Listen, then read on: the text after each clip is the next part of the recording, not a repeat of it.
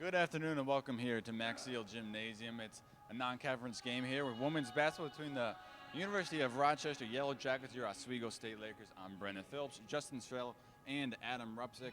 Guys, Oswego 6-0, their best start since the 2004-2005 season. They made it to the NCAA tournament that year. Right now they have the best scoring defense in the country. So let's talk about that first.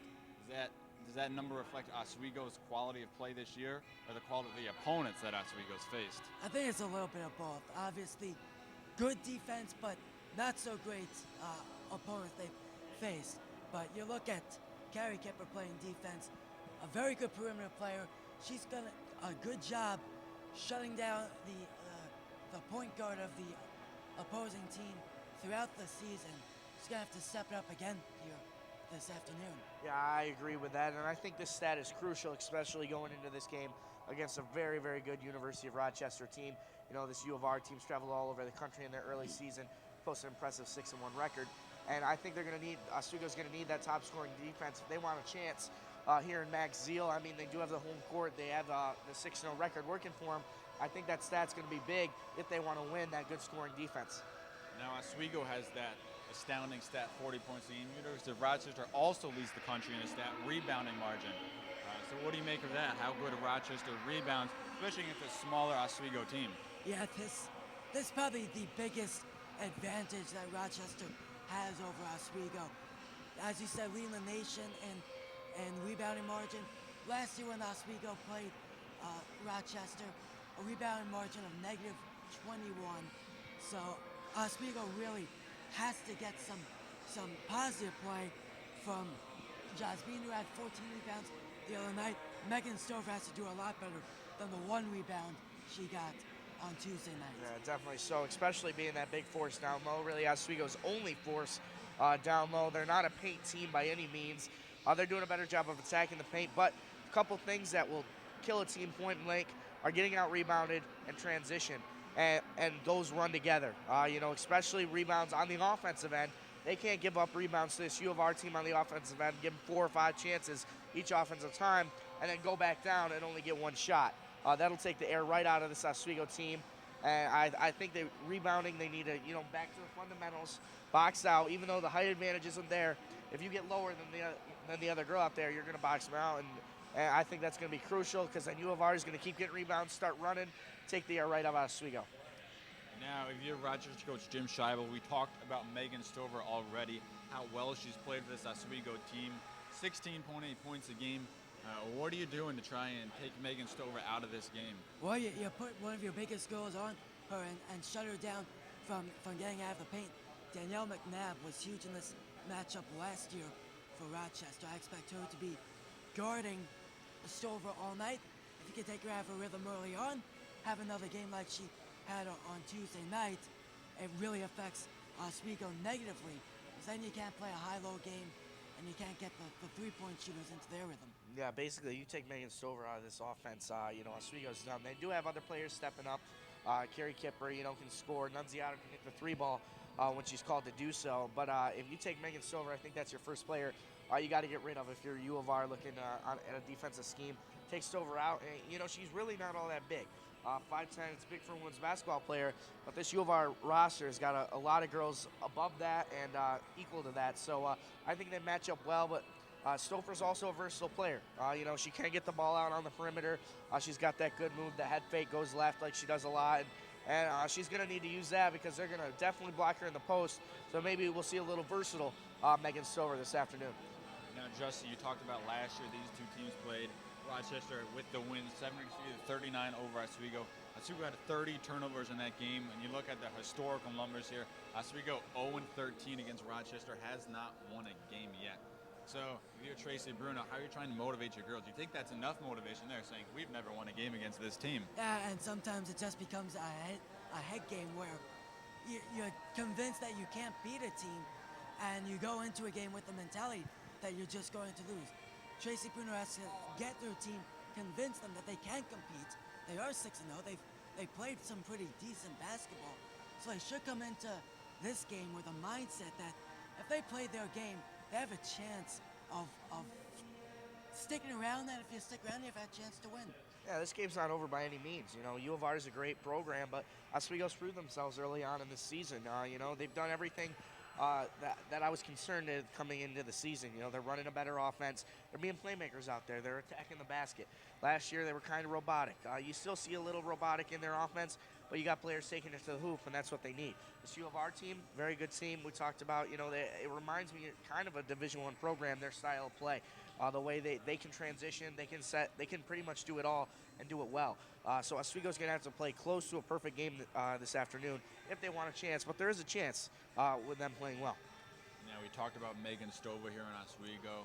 U of R has some players of their own who can score. Ali Zawicki, she leads their team 13 points a game, but she's not the only one. They have a lot of players that can step up. They have 10 players that average double minutes.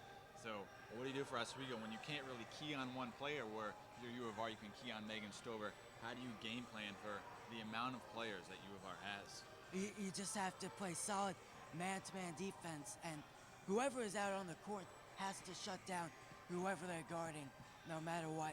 It's a very versatile team. They can shoot the three well. They rebound well. It's a very tough matchup, and there's always a fresh player on the court for Rochester. So it, Oswego only has 10 players or 11 players on their roster. It gets hard and difficult for Oswego to continually put the effort in to shut down a fresh player on the court. It's going to take a lot of stamina, a lot of willpower by Oswego to shut down everyone on Rochester. Yeah, this is where those sprints come in the off season, in the preseason. You know, when you got a smaller team like Oswego does, you're going to have to be able to guard this U of R team. And I think, like you said, man-to-man's the defense to go if you're Oswego State. A zone, it's hard to rebound in a zone, and definitely Oswego's going to be at that disadvantage this afternoon. So I think you go to man-to-man, really, really get in their face and pound it out for 40 minutes. And I think, a little heart, willpower. This team has it this year, and I think that's what it's going to take. Now, a worst-case scenario here for Tracy Bruno would be if this Oswego team gets into foul trouble, and Megan Stover gets in foul trouble, Evelyn Jospina gets in foul trouble. So how does that factor into the game plan when you see these 6'1" and 6 feet players there in Rochester telling your girls we can't get into foul trouble, or else we're going to see a lot of Paula Eggleston and Lexi Gilliards, the younger players on this team? If they get into foul trouble early on, it can completely changes how they play this game. You start to see a lot more perimeter shooting, have Oswego go smaller, even smaller than they already are against Rochester. And you start to rely on perimeter shooters, and we've seen this season Oswego only shooting 28% from three-point range. If it becomes that sort of a game, Oswego's going to run into a lot of trouble. Yeah, and I think we take a rewind back to when these girls started basketball, fundamentals. Like I said, Oswego's going to have to play close to a perfect game, and it goes back to those fundamentals. Like you said, players commit fouls when they're not in the right position. This afternoon, they got to hustle. They got to beat to the position so they're not committing fouls. So that's going to take even more fundamental hustle and focus if you're this Oswego Laker team. They got to go back to the fundamentals, really beat them to the spot, and not commit lazy, tired fouls. It's going to be a tough 40 minutes for this Oswego team. Now, we talked about Megan Stover, but we're also going to talk about Evelyn Jospina, the senior transfer. How much Tracy Bruno has to love her this year, especially after losing Kayla Ryan last year. Yet another big girl inside there. How important do you think that Jospina has been to this team? We've seen her run the point before. She can take the ball up the court. A very versatile player, very lanky, I guess would be the good word to describe her. She can rebound. She's pretty versatile on defense, stealing the ball, very athletic for a big girl. She really has become probably the biggest reason why Oswego surprisingly positive in the rebound margin this year, although only slightly at a little over 2 advantage over their opponents. But a very crucial player to this team. Yeah, and we take it back to last year. Kayla Ryan, obviously a great player to this program. I think it kind of hurt the Lakers, if you will. There's a lot of talent on this team, and it was the Kayla Ryan show most of the time for this Oswego women's team, and rightfully so. She's a good player. She got it done. This year now, Evie comes in. She's that versatile player. All those players you saw with talent are starting to shine. You got Nunziato hitting now. Kipper and Stouffer's having a good year, and I think she brings that. That versatile player. You need that. She can handle the ball. She can do it all for Oswego, and she lets other players shine. She's not out here scoring 30 a night, but she's making it happen the right way and letting other. It's more of a team effort this year, and I think she's the main reason for that. Now, we look at the other players that Oswego has. Taylor Shrell, who we talk about, at some points outplaying a starting point guard, Cassie Klein. So how much has that affected Tracy Bruno? And at any point, do you see Taylor Shrell playing over Cassie Klein? I think so. That's a definite possibility. Klein shooting 2 for 22 on three-point attempts. You can't play like that and continue to have a starting job here at Oswego. And the way Taylor Shrell is playing, not that she's been head and shoulders above Klein, but she's proven to be a capable point guard, capable of running the offense, shoots very well, shooting 40% on three-point attempts. So she can be a starting point guard for Oswego. Yeah, I agree, and I think it's a little mind game going on between the two of them, between Klein and Sorrell. They make each other good. You know, both of them want to play, so they're out there hustling. They're doing the hardest they can. They're very similar players.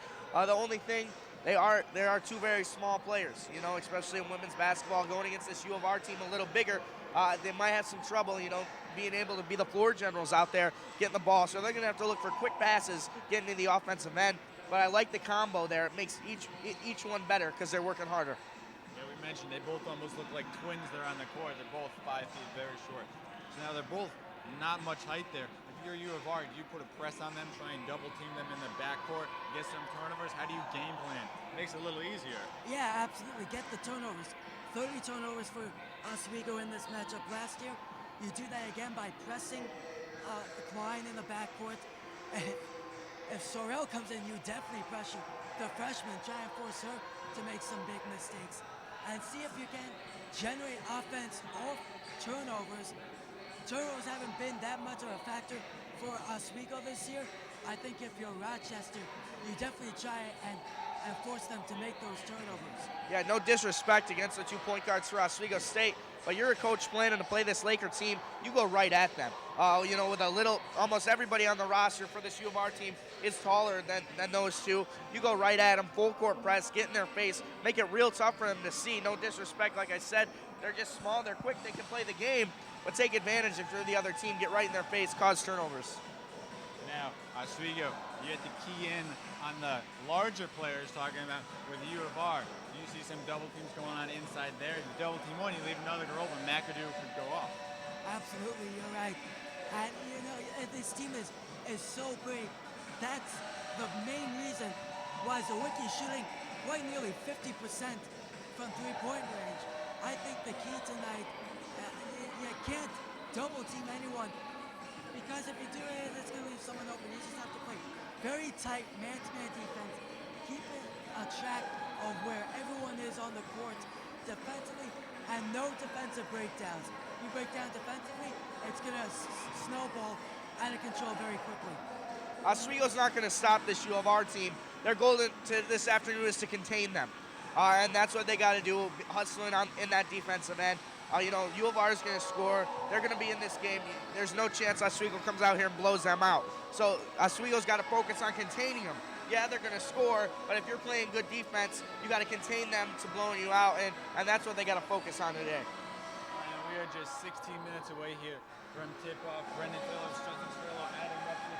We're going to take a quick break, and we'll see you on the other side.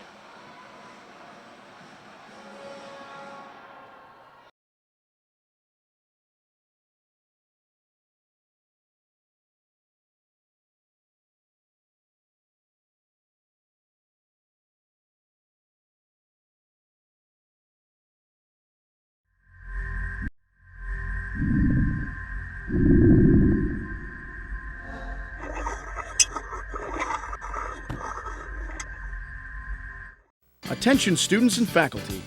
Avery Rental Properties is now renting for the next school year. Avery accommodates all group sizes, small or large.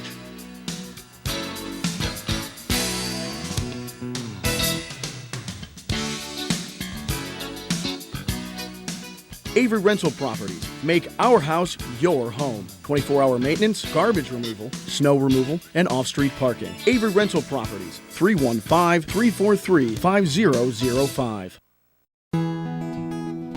Bridge Street Jewelers. Well, you'll always get quality jewelry at the best prices. located at 137 East Bridge Street. 315-342-0022. The Oswego MBA program, helping you achieve your goals with a customized curriculum developed with flexibility in mind. Take classes year-round, full or part-time in Oswego, online or at the Metro Center in downtown Syracuse.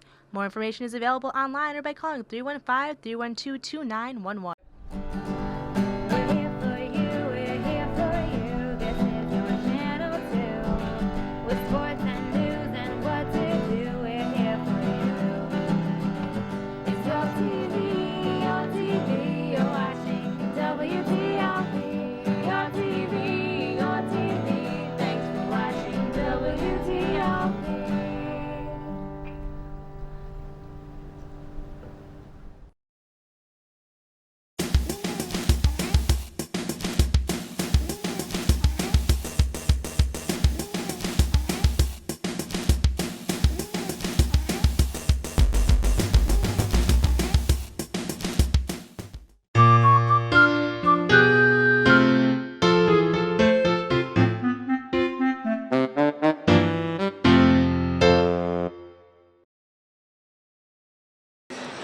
And welcome back to the tip-off show here on WTOP.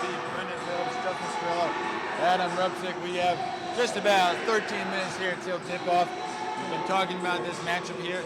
And one of the things Oswego likes to do a lot is shoot the three-pointers. If you're U of R, do you want Oswego shooting the three-pointers? How do you game plan there? I think you let Oswego take the three-pointers. They're only shooting 28% on the season. They're a very streaky team, so it's either hit or miss with the three-point. I look at Laura Nunziato. She has to play well tonight, shoot well from the three-point range. If Oswego wants to compete, also Taylor Sorrell has to shoot well for Oswego to be competitive. Yeah, definitely. So that perimeter is a love-hate relationship for this Oswego State team.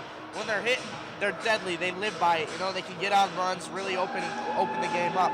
When they're not hitting, they're wasting possessions. They go on there, and I think that they got to work it through the offense. Quick rotation against this U of R team.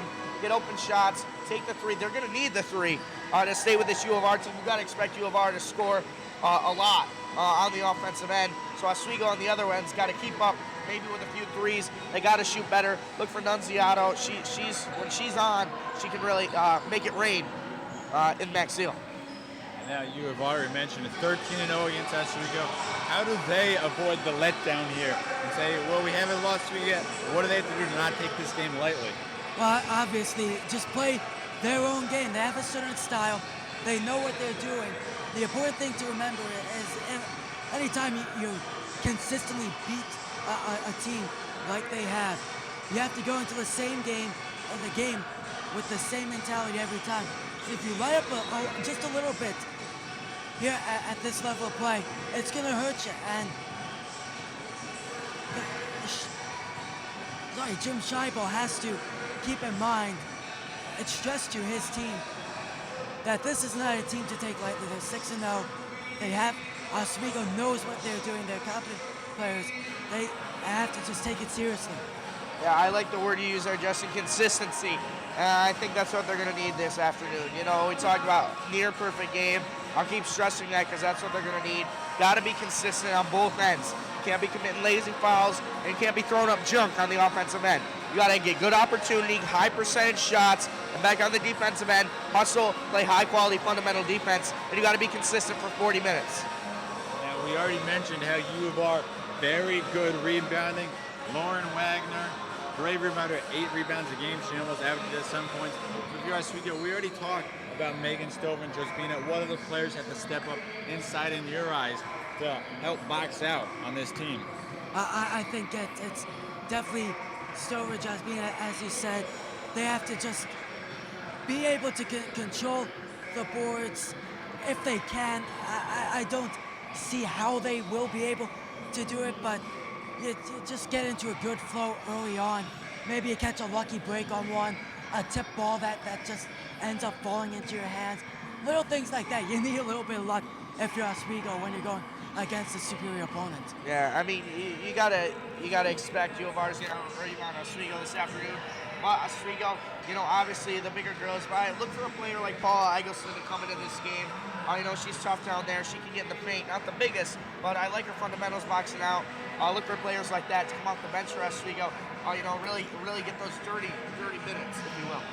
Now, Oswego, not the best free throw shooting team. They can shoot the three, but not the best free throw shooting team. They're only 65% on the year.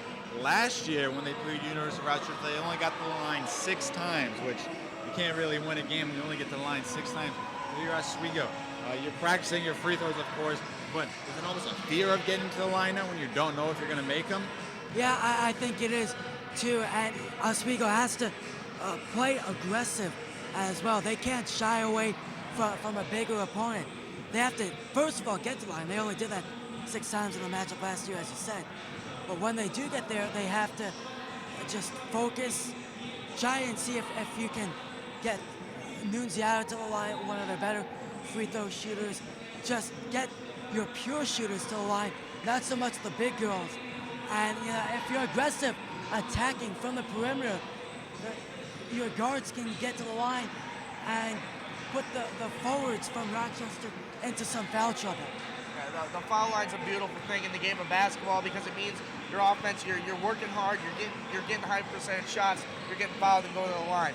I'm the toughest critic when it comes to free throw shooting, especially at the collegiate level. I don't care if you're NBA collegiate, even high school, their free throws, they're free. They're made for a reason to get you 3 points in your advantage. And it all comes down to discipline, and there's no excuse for missing free throws. Whether it be staying a couple of minutes after practice to knock them down, it's a discipline thing, and they need to do it, especially at the collegiate level. That's the biggest thing that gets me going here. I'm fired up. They got to make free throws, and I hope the discipline sets in, and they're getting to the line and making those free throws because as a collegiate program, you got to make it happen. There's no excuses.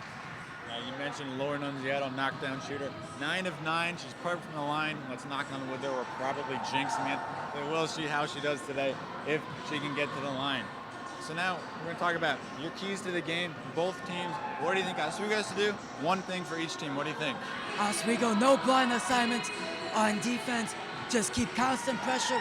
Whoever has the ball, don't let your assignment stray too far away. And on offense, generate ball movement.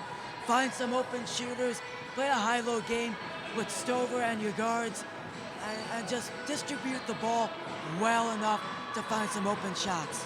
Yeah, if you're Oswego, don't play scared this afternoon. You're coming out, everyone knows you're the underdog here, going against a good U of R team. Don't play scared. Keep that ethic up they've been playing with in this first 6 games, go 6-0. That playmaker mentality. Last year they were kind of robotic, let Kayla Ryan do everything. This year, they're moving, they're cutting to the basket, they're making it happen, attacking the basket. It would be real disappointing to see them go back to that just because they're the underdog today. Definitely don't play scared. Keep attacking the basket if you're Oswego. You're going to need it. Play fundamentally sound. U of R, keep the foot on the throat. You're going to go on runs. You're going to get ahead in this game. You got to keep the foot on the throat and put away this Oswego team when you can. Because like I said, they're capable of hitting the 3, and they can get back into a game. If you're U of R and you have an opportunity to end it early, put the foot on the throat, end it early. Don't play to the competition if Oswego doesn't come out strong. Player to watch from both teams. You can't pick the leading scorer, Megan Stover, Ellie Zawicki. Who do you like on both teams to step up here? I'll start with Oswego. I think Laura Nunziata is going to have a decent night. Very versatile player, and that's what you need against Rochester to match their versatility. Nunziata good at driving in to the lane, very good at shooting the 3-point shot. She's going to have to step up. And for Rochester, I could go with Danielle McNabb, a big night against Oswego last year.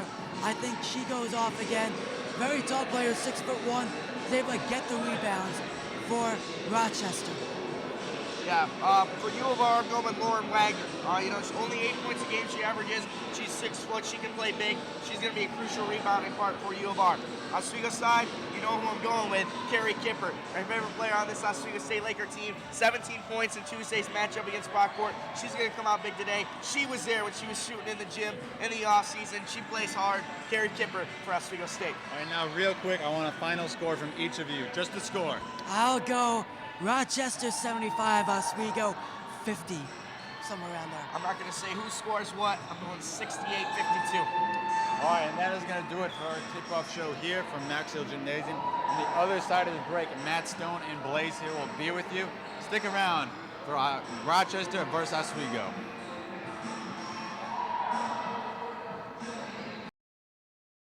Well, now I'm Naked Cowboy coming to a town near you. You're watching WTOP TV 10, Oswego, New York. I'm Naked Cowboy.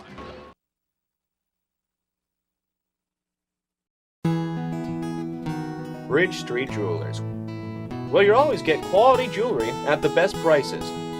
Located at 137 East Bridge Street. 315-342-0022. The Oswego MBA program, helping you achieve your goals with a customized curriculum developed with flexibility in mind. Take classes year-round, full or part-time in Oswego, online or at the Metro Center in downtown Syracuse. More information is available online or by calling 315-312-2911. Attention students and faculty. Avery Rental Properties is now renting for the next school year. Avery accommodates all group sizes, small or large.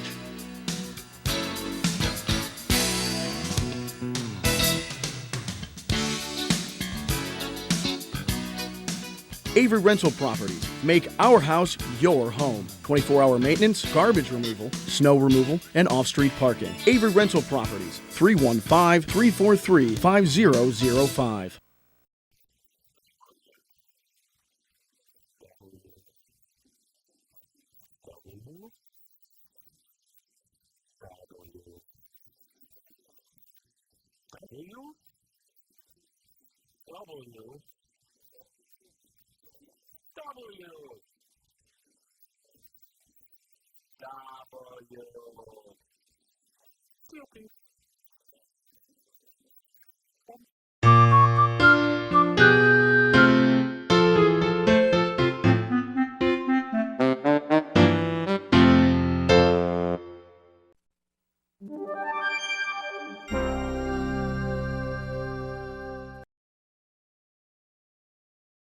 Good afternoon from Laker Hall, Maxfield Gymnasium, where the Oswego State Lakers are taking on the Rochester Yellow Jackets. Alongside Blaze Hill, I'm Matt Stone. We'll have the call for you here today. And Blaze, this is a Laker team that is undefeated, 6-0. They're 3-0 in the SUNYAC, but they face a tough task here against a Rochester team that is 6-1 and that blew out Oswego a season ago.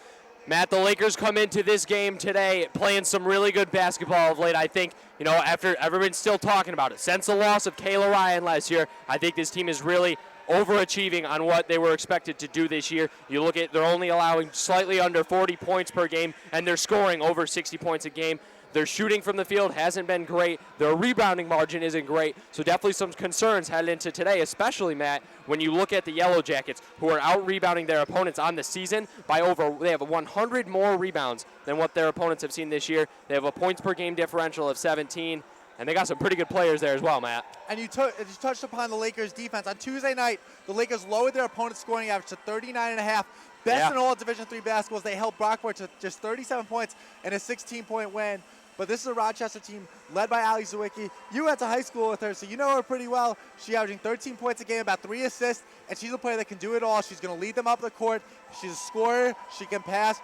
And Cassie Klein and Taylor Sorrell, the guards, are definitely going to have some problems facing her today. They're going to have some tough times shutting her down, even if not for defensive reasons, just for simple height reasons.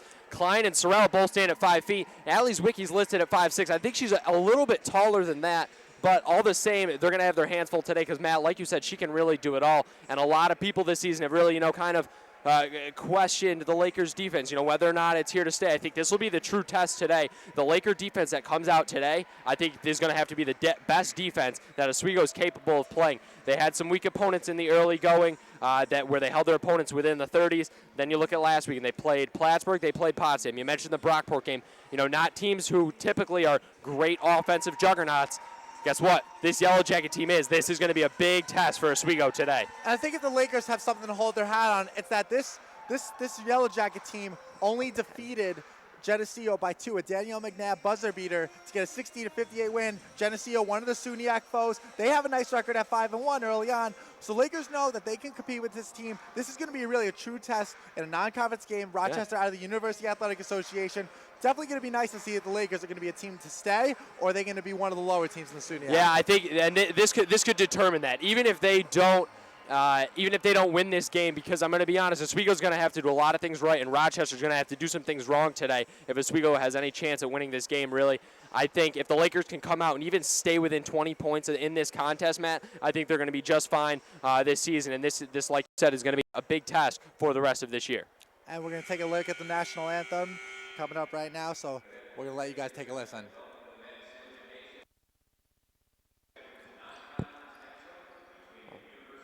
Rochester Yellow Jackets and your Oswego State Lakers.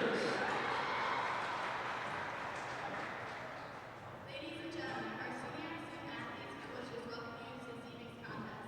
As student athletes of the State University of New York Athletic Conference, we ask fans to support the goals of good sportsmanship. Please help us to maintain a positive, competitive atmosphere as we strive to reach our potential as athletes. Courtesy to officials, coaches, and competitors as expected. Profanity, racial, or sexist comments, taunting, and intimidating actions are expressions of poor sportsmanship and are grounds for removal from this site. We appreciate and thank you for your support and encouragement. Be loud, be proud, be positive. Good luck to both teams and enjoy the game. At this time, ladies and gentlemen, will you please stand for our national anthem as performed by the Oswego State Chamber Singers.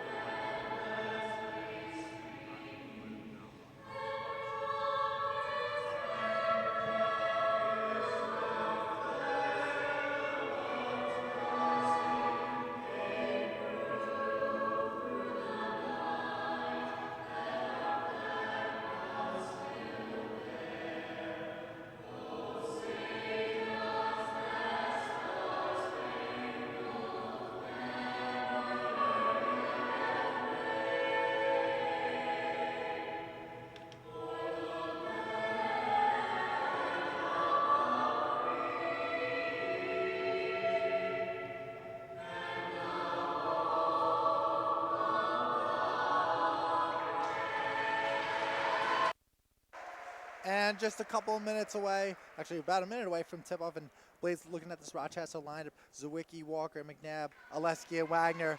They do not start a freshman, one sophomore, 4 juniors. This is an experienced team. It is an experienced team. The only sophomore, of course, being their leading scorer, Allie Zawicki. I think it's pretty clear that what she lacks in experience, she makes up for in talent. And this is a Rochester team that's deep between Wagner, Walker, McNabb, 8 points a game. 5 points a game, 8 points a game. This is a team that contributes all around. They don't just rely on one player. Yeah, that's what's so deadly about it. You know, you could look at it and you could say, well, Oswego has 3 players who are in double figures, so they should have the advantage, while Rochester only has 1. But if you look at it, after those 3 double digits for Oswego, it drops off after that. A lot of 2s, 3s, 4s. Whereas the Yellow Jackets, they have 1 in double figures, Zawicki. After that, theirs doesn't really drop off. You're looking at, you mentioned 8.7. You got your 8s, you got your 6s and 5s. This is a very well-balanced team. And because of that, Oswego's going to have a tough time shutting down so many different options. And taking a look at the Lakers, Klein, Kipper, Stover, Joe Sabina, Nunziato, nothing changing for Coach Bruno as the undefeated Lakers try to get a win here against a tough opponent. Yeah, it's your typical line. It's your typical lineup for Oswego. The 4 seniors, the 1 junior in Lauren Nunziato. Your most experienced lineup, the lineup that night in and night out really does what it's supposed to do. Nunziato, Kipper, and Stover all in double digits, and of course Klein. And Jospina, the transfer, you know, great pieces to this lineup. And Coach Bruno has really shortened up her depth chart, only using Taylor Sorrell, Paula Eggleston, and Emily Birchall sparingly. So Lakers are going to play 6 or 7 girls, maybe 8, and Stover's going to play a lot of the game, and she's going to have a big performance here tonight if the Lakers want to compete with this Rochester Last team. weekend against Plattsburgh and Potsdam, Stover had double-digit games both nights. First night she had a double-double, went 25 and 15. Next night she came back with 16 points against Potsdam. she's going to have similar, if not better, performances, Matt, if Oswego even wants to have a chance in staying at this game. But in the same time, it's not going to be an easy task as it was last weekend because Rochester's got some big players that can really shut Stover down. Megan Stover, 17 points a game, about 8 rebounds. And all the Lakers, Carrie Kipper and Lauren Nunziato, right around 10, 11 points. But as we talked about before, this is a Rochester team that's going to get contributions from 4, 5, 6 players. The Lakers only really have 3 or 4 that they can rely on. So your big-time players have to step up in the big games. I think it's pretty clear that Rochester's the better, well-rounded team. And defensively, they're going to have an easier job in shutting down Stover, Nunziato, Kipper, and Joe Spana. So Oswego's going to have the bench production today. When players like Sorrell, when players like Eggleston, Burchell, players like that, when they come into the game, they need to make a difference. If they don't in this game, Oswego's starting 5 is going to get exhausted really quick. They're going to get shut down, frustrated, and you're looking at a situation where if Rochester plays their game today, Oswego might not even touch 50 points. Lakers embarrassed by Rochester, 73-39 in their first meeting. Rochester shot 45% of the field. Rochester came in as the number 8 team in the country as we get here ready for tip-off. Lakers have a tough test today. Stover getting ready for the tip-off.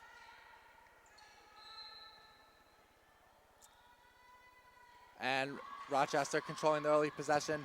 Zawicki bringing it up on Klein. Lakers going man-to-man to begin with. Rochester kicking it over to the wing. Looking in the paint. Dumping inside. Kicking out, and we have a foul, early on foul on Evelyn Josebina. I like the strategy there by the Yellow Jackets, really taking that size advantage to Hart. Wagner standing at 6 feet. Stover a couple inches shorter, and it's pretty clear that Wagner's got the size advantage. Good decision to establish a low post quickly. Zawicki taking it out, and we have a traveling violation on Jackie Walker. Lakers getting the ball back early on. Whether you blame it on tight defense, a slippery floor, or whatever it is, Oswego's getting the ball back. They got a chance here to draw first blood, and that could be huge for the Lakers. Klein kicking it over to Kipper on the left wing. Stover coming out. Nunziato coming off a screen. Kipper looking for the middle. Klein fakes once. Kipper open. She'll take a 3. And she hits! Carrie Kipper from downtown, and the Lakers are off to a 3-0 start. Big time shot for the Lakers. If they can come up with another defensive stop here, they've really set the tempo offensively and defensively. Oswego's in a good position right now. The Yellow Jackets need to answer. McNabb looking inside. Here's Wagner kicking it out. Walker kicking it over to the wing. Oleski setting up. Dumping inside, back to Oleski. She looks to McNabb. She'll shoot from 3 off the mark. Loose ball, Josebina comes with it. Gives it up to Kipper. She has Stover on the left wing. Stover spotting up. Pulling it back out, here's Nunziato. Klein in the middle, dumping it into Stover. Stover looking for Kipper, couldn't find her. Nunziato on the right wing, she'll take a jumper, and she hits! Lauren Nunziato with a jump shot, and the Lakers are up 5-0 to begin. Well, Matt, I'll tell you what, for a team who shoots under 50% on the season, under 40% actually, they're shooting pretty well today. Oswego's 2 for 2 from the floor. Here's Rochester down 5-0 to begin with. Jackie Walker pump fake inside, and she travels. 2 early turnovers by Rochester, uncharacteristic of this team. Very uncharacteristic on the season. Rochester, a team who stereotypically takes care of the ball very well. Surprised there to see another travel. Glad they didn't call a foul, though. I thought it was a clean defensive play by Oswego. This is exactly the start that the Lakers need, an undermanned team. Got to get off to an early start. Here's Stover inside, off the glass. It's good. Megan Stover with the basket, and it's 7-0 Oswego. Rochester might have to burn an early timeout here. The jacket is already coming off for Coach Jim Scheibel. Ali Zawicki can't get by Cassie Klein. They dump it into the post. Here's Lauren Wagner. Back out to Walker. Walker jump shot, she hits. Jackie Walker gets the Yellow Jackets on the board. 7-2 early on. It was only a matter of time before Rochester started to find their rhythm. They're a good offensive team. They can move it well. And Oswego defensively is going to have to stay on their toes the entire 40-minute contest. Yeah, and great ball movement on that possession by Rochester, leading to an open bucket by Walker. Yeah, you got 30 seconds on a shot clock. Use them all. Get the best possible shot you can. Oswego's doing a good job of that right now, too. Wild shot by Kipper. Can't go. Klein almost with a steal. Here comes Ali Zawicki. Got to hustle back. Looking inside. Nice dump pass to Walker. Walker, jump ball. I thought we were going to see another travel. Jump ball just kind of showing Oswego's defensive hustle so far in the early going. Right now, 7-2. I think the Lakers are doing the things that they need to do early, Matt. We talked about how Oswego really has to have a near-perfect game. They're about as perfect as they can be right now. Bland Lofty protection for Rochester. Here's Stover on the right wing. Kicking over to Josebina Nunziato. She's got Stover inside, right off the glass and in. Matt, I'm really impressed. Rochester looks a little frazzled right now. Right now, you see Allie trying to take the ball out, almost called for a 5-second violation because she didn't have anyone to pass it to. Oswego shooting uncharacteristically well from the floor right now. They're making their layups. They're making their jumpers. I'm impressed. Jim Scheibel going to his bench early on. And we have another traveling violation by Paige Oleski. That's 3 early travels by Rochester. Very uncharacteristic, and Coach Tracy Bruno has to be thrilled with this start. Yeah, Tracy Bruno really, kind of all the pieces falling into place as of right now. 3 travels, and if you count the jump ball as, not a turnover but a lost possession, Rochester's really thrown away 4 possessions right now. Here's Josebina over to Nunziato. Kicking over to Kipper. Stover cutting in, can't find her. Kipper setting it back up. Zawiski on her. Josebina top of the key.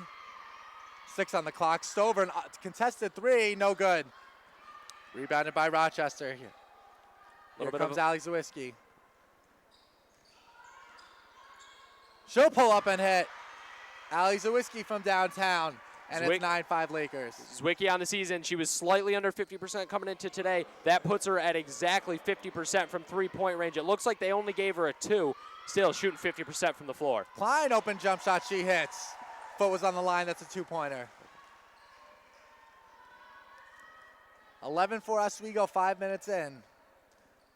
Allie Zawiski driving to the basket, and she is fouled hard by Megan Stover. She'll head to the line. Saw the quick play there by Zwicky to drive the lane. That quick off the dribble step, we talked about how Allie can do it all. Right there, you see it. She hits a jump shot now, showing she can drive on the season from the free throw line. 13 of 16. Not bad, Matt. 2 fouls for Stover early on. Paula Eggleston checking in. And no shooting foul on that. Kind of surprising to see that call. Yeah, very interesting. A lot of times we see whether there's some confusion about whether it was on the floor or not. Right there, they choose to call it on the floor. Open jumper, no good. Rebounded by Rochester. Nice position. Move inside. Loose ball, and we're going to have a jump. Possession arrow will stay with the Yellow Jackets. Great position there by Wagner to really, even though she was being boxed out, to get that swim move, get the long rebound, really using her size to an advantage. And I thought she did a clean job of it by not drawing a foul. Zawiski right off the inbound, in and out. Allie Zawiski can't get hit, and here come the Lakers. Man-to-man defense, Klein on Zawiski. Klein behind the back, kicking over to Kipper. Here's Eggleston Nunziato off a screen. Klein almost traveled there, kicking it over to Eggleston. Blaze, Lakers having a lot of trouble with this man-to-man defense early on. No Megan Stover, that's really hurt. Yeah, we've seen the Yellow Jackets really step it up. Now they got 5 to shoot. And, Matt, to be honest, the longer that it goes in the shot clock, as we see the Lakers turn over, the longer it goes in the shot clock, the more the Lakers are going to have to force a shot. So if you're Rochester, every tick off of that 30 seconds on the shot clock is a little blessing in disguise, because every second Oswego gets a little bit more and more panicked and knows that in a couple seconds they're going to have to put up a shot. We saw him force a shot in a couple possessions ago. Right there we see the turnover on the shot clock violation. Great defense by the Yellow Jackets trying to get themselves back into this game. Amy Woods and Brianna Madarazo check in for Rochester. Nice move inside, can't hit. Matt, that was a great move inside, just uncharacteristic of Rochester to miss that shot. Nice little baby hook, using the size to the advantage. Nice move by Woods, checks into the game, makes a strong move, she just can't connect.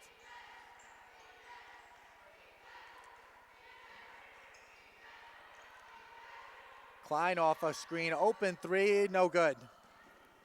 Loose ball, it's gonna stay with the Lakers. Woods maybe trying to make up for that shot with a little bit of extra hustle. I like the dive on the floor. You got to give an A for effort on that one.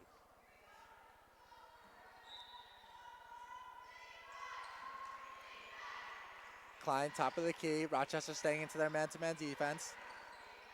Kipper, a little give-and-go action with Josebina. She's in the post, nowhere to go. Kicking out to Klein, thought about it. Klein back over to Josebina. 13 on the clock. Kipper will pull up from 3, no good. Rebounded by Allie Zawiski, and here comes Rochester.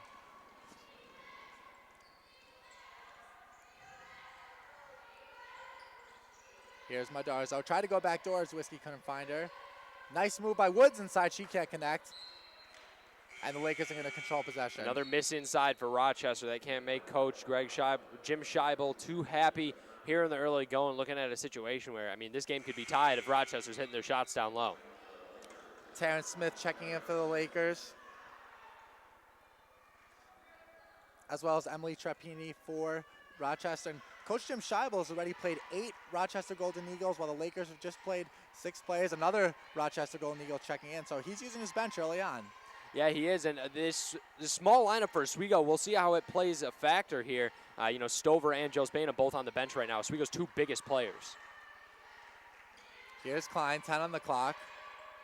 Rochester all over the Lakers, couldn't find Kipper, 6 on the clock. Klein's gonna have to force a 3. Zawiski in her face, it's off the mark. Rebounded by Oswego. And Klein will set up. And Blaze, first game that Rochester played last year with Oswego, they had a lot of trouble. The Lakers did offensive rebound. And it's good to see them get on the boards there. And that's going to be a key if they want to compete in this game. Matt, you and I were talking about that game earlier, and I think it was 20 rebounds Oswego was out-rebounded by last year. You look, Oswego's really doing some things to correct that. They gave up a couple offensive or defensive ones at the other end earlier.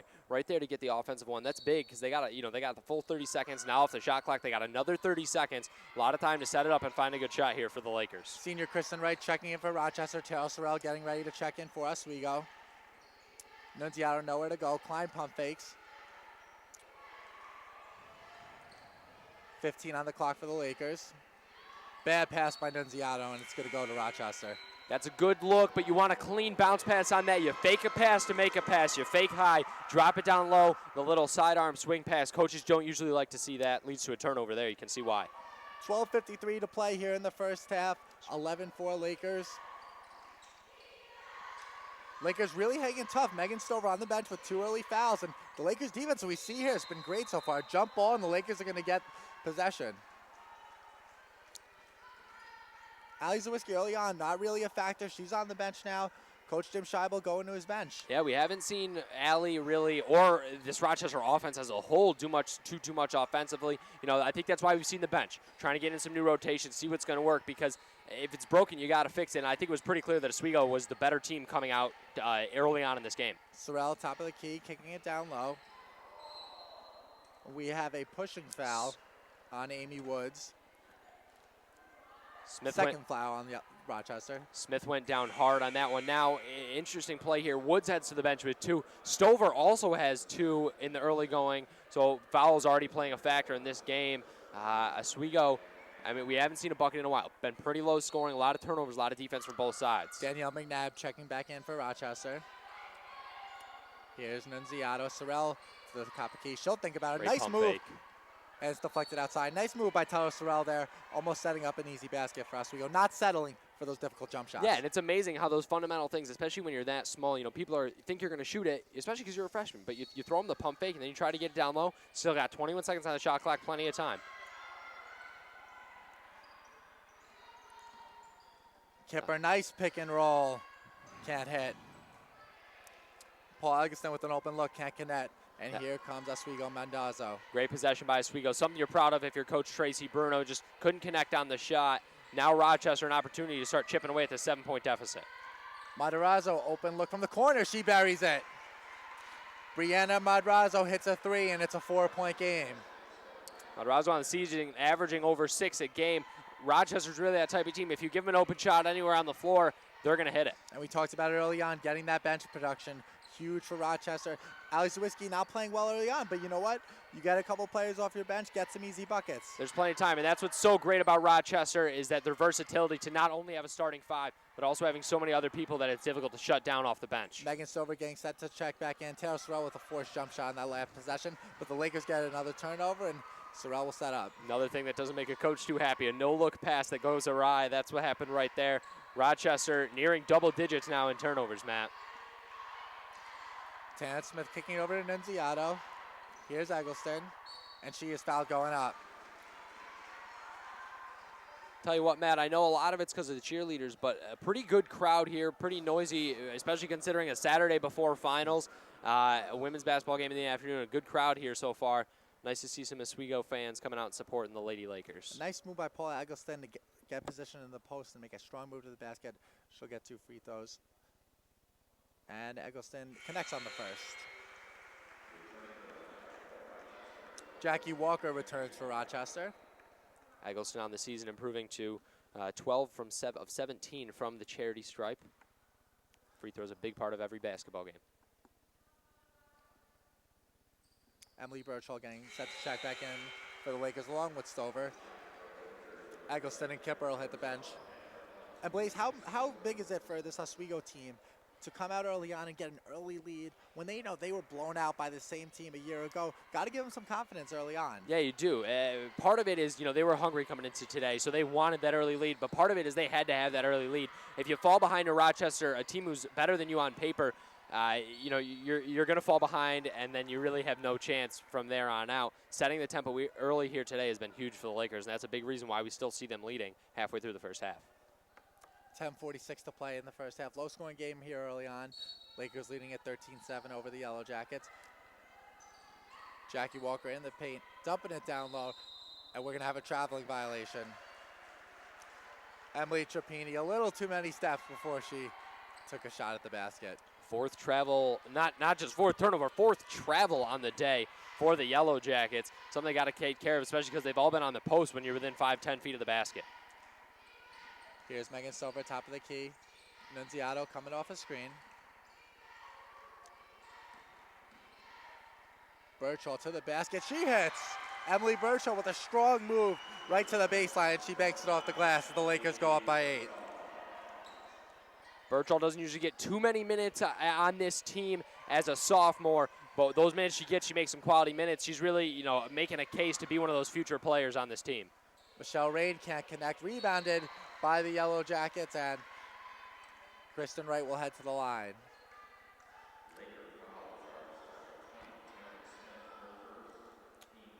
Early on, Lakers getting contributions from Birchall off the bench.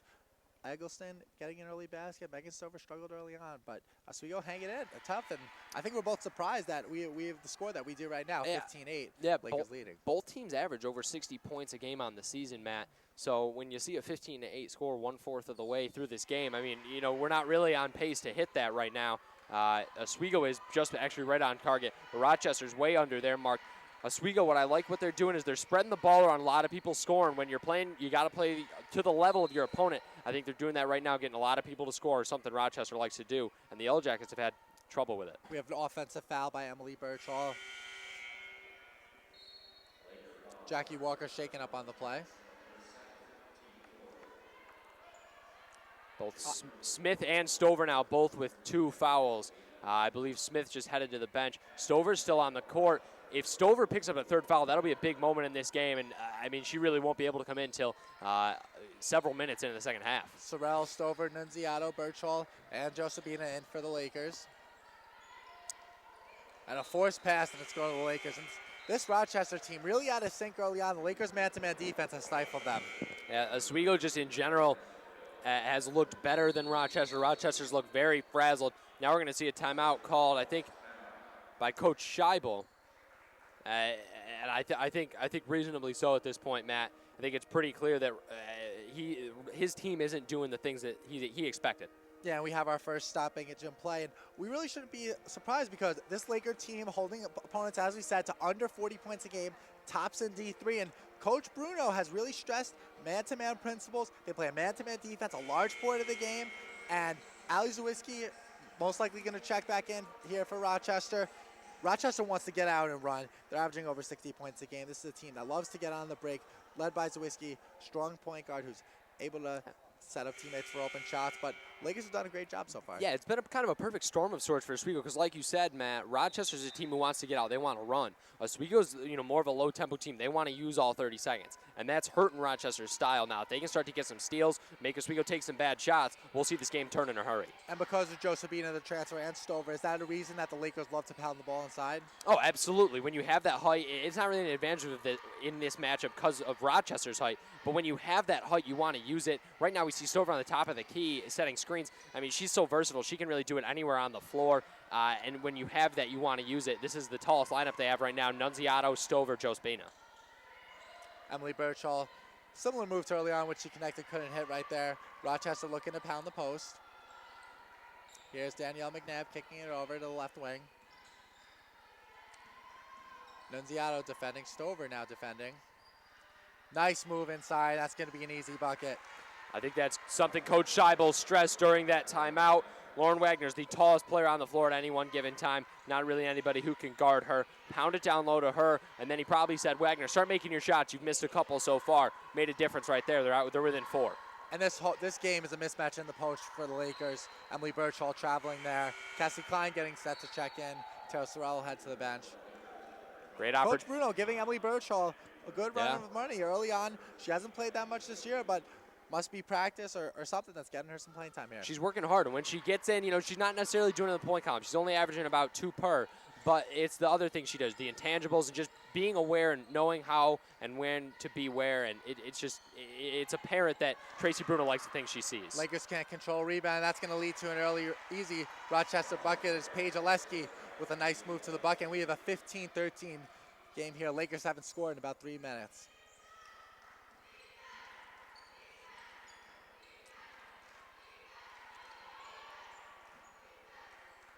Stover thought about a 3. Kicking over to Nunziato. Driving right baseline. She'll put it up. Can't hit. Nunziato her own rebound. Kicking it out to Joe Spina, and the Lakers will try to reset. Joe Spina attacking the basket. She can't hit. 2 early chances to the Lakers, but they can't connect. Rochester with their first chance to tie since the opening minutes. We are going to have our 4th traveling violation on the Rochester Golden Eagles as Kerry Kipper gets set to back to check in.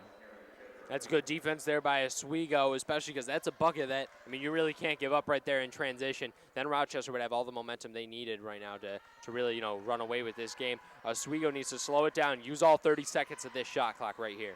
15-13 game here. Blaze Hill, Matt Stowe around the call at Maxfield Gymnasium. The 6-0 Oswego Lakers taking on the 6-1 Rochester Golden Eagles. Megan Stover with a nice move to the basket. She can't connect, and Rochester will push. Here comes Allie Sawiski. Right over the midcourt line. Klein defending. Sawiski going left baseline. She's fouled. No basket. Usually basketball players get a little upset when there's no foul called. Allie was just upset that she missed the bucket. She thought she should have had the and one. Maybe she's yelling at the rim a little bit. Actually, even more so. That's twice today now that that Zwicky's driven, gotten fouled. On what I think should be a shooting foul, and they've called it on the floor. No continuation in the college basketball, and with a bad pass by Lauren Wagner, throws it away. A couple turnovers here for Rochester, and that's what really has kept Oswego in the game. A lot of turnovers for Rochester. Oswego's had their fair share as well, but Rochester really been plagued by turnovers today. They should probably be winning this game, but they're not hitting shots down low. They're not rebounding as well as they should be. Cassie Klein, top of the key. She'll try it, can't hit. Evelyn Josabita with an offensive rebound. We're going to have a jump ball that's going to go to the Rochester Yellow Jackets.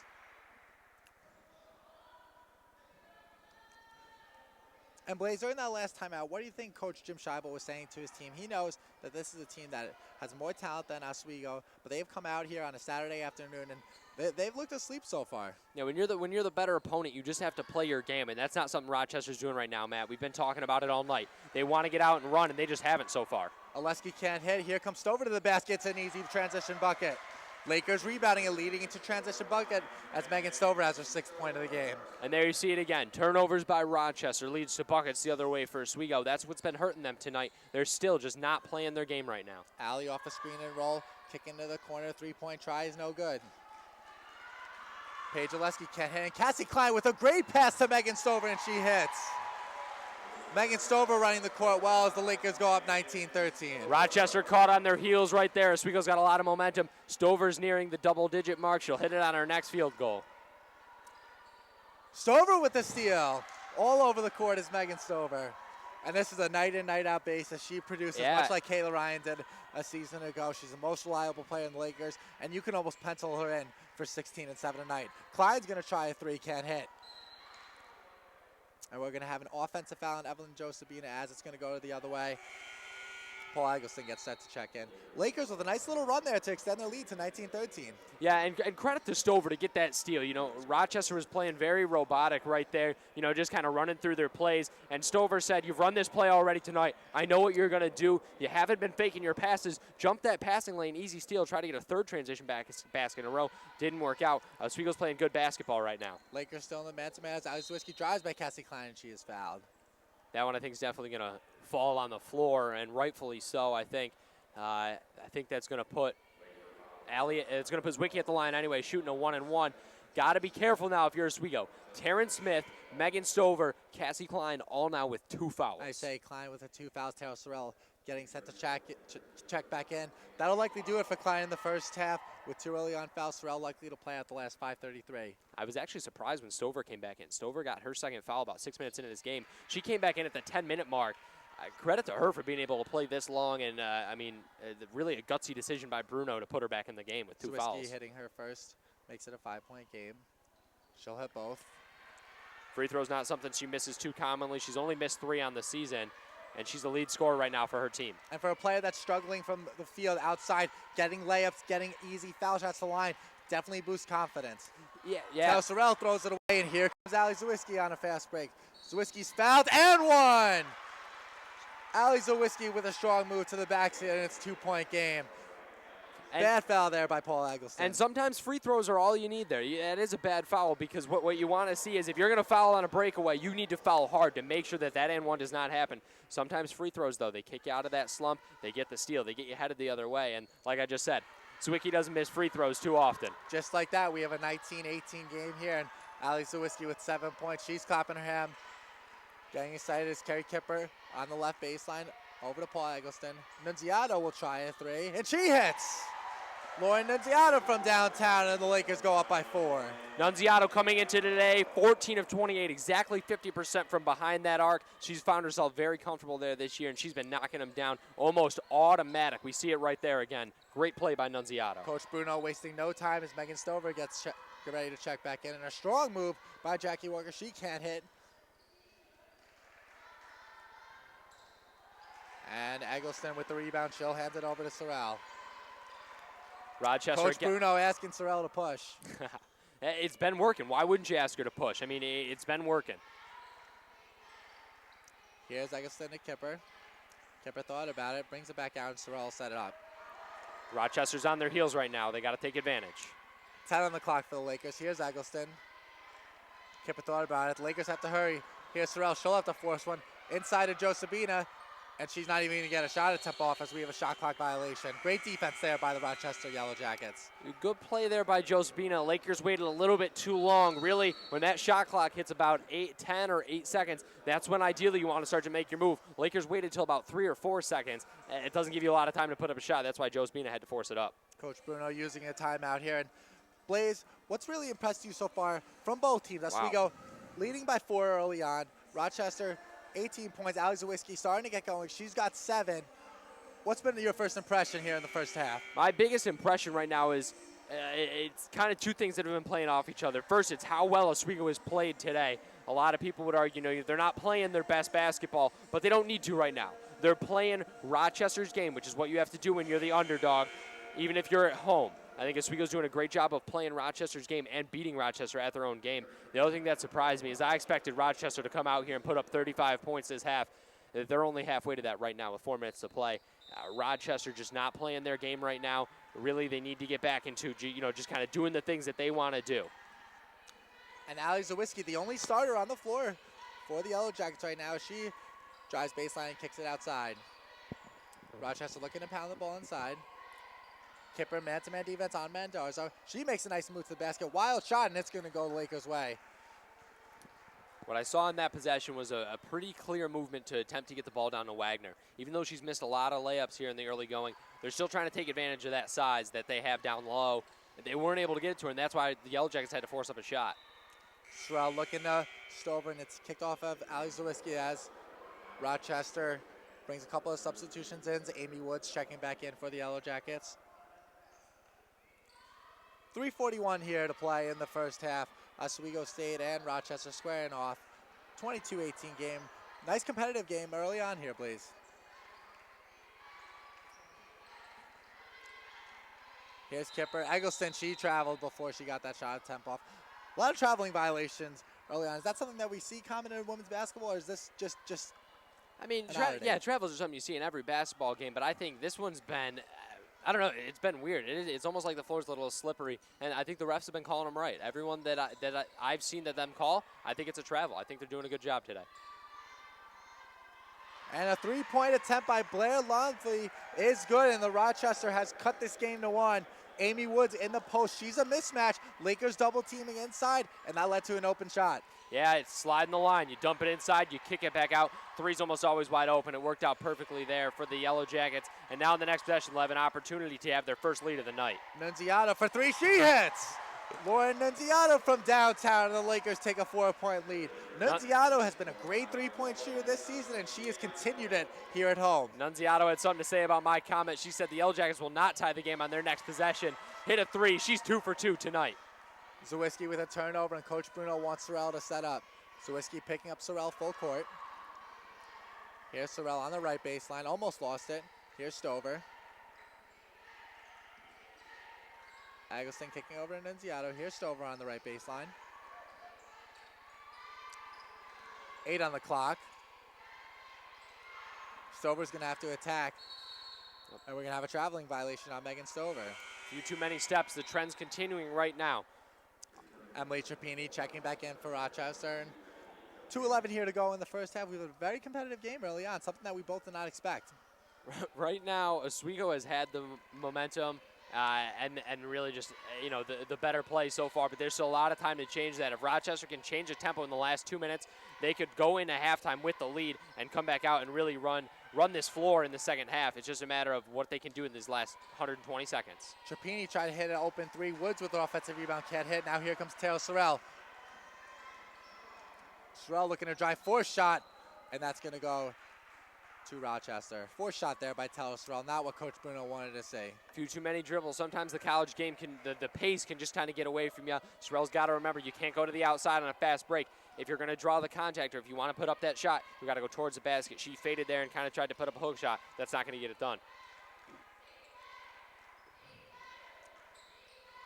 Haven't seen much of Danielle McNabb for Rochester. Her in this first half, she hit a game-winning shot against Geneseo early on this year, averaging around 8-9 points a game. Really a non-factor thus far. Really no one on Rochester's been a huge factor in today's game. Zwicky had that couple-minute run a few minutes ago where she was putting up a lot of points. But Rochester, you know, I've been saying it all half, they're not spreading the ball like they normally do. They're attempting to, they're not hitting shots. You know, all these things. Rochester is a team who shoots very well from the field, very well from three-point land, and they're just not hitting shots right now today. And that's sometimes what it comes down to. It can boil down to something as simple as that. Eggleston could not corral the rebound. She is called for an early foul as Amy Woods will head to line with a chance to make this a one-possession game. Woods can't connect on the one-on-one. And we are going to have a foul on Blair Longley. And it'll go the Lakers' way. And Blaze, Taylor Sorrell getting a lot of playing time over Cassie Klein due to the fact that Klein has 2 fouls. Is this something that we're going to see going forth the rest of the season? Sorrell getting a little bit more minutes because Klein's a senior, Sorrell just a freshman, likely to take over as the starting point guard next year. I think more and more, in theory, they're about the same player. But Klein has that experience factor that's going to give her probably 28 or 30 of the minutes of the game. Sorrell will see the rest of those 10 to 15 minutes or so. But most of the minutes this season, I think, are going to come from Klein. And then next year, Sorrell's going to take over, and it'll really be her position for the next 3 years. Eggleston had an open look, but the Lakers were able to get an offensive rebound, and they'll reset. Nunziato, she's felt it from outside early on. She'll attack the basket. She's fouled going up and almost connected on an and one. And Lauren Nunziato looking really good so far for the Lakers. She's looked great, Matt. What a big shot that would have been if she had gotten that and then gotten the three-point play. We're looking at a situation where there's 51 seconds left and the Lakers are up 7. So, I mean, these are big free throws right here. Now it's almost a 3-possession game. Nunziato 8 points early on. Josephina checking it for Stover. Obviously, Coach Bruno, with just 51 seconds left, does not want Stover to pick up an early third foul with 51 seconds left. We see that a lot in the professionals. Common sense there by Coach Bruno, and definitely something that they had to do. Yeah, fouls are a big concern in every game, especially to a player as dominant as Stover, your best scorer, one of your best size players, one of your best defenders. You know, just in all accounts, you can't have Stover getting a lot of fouls this season.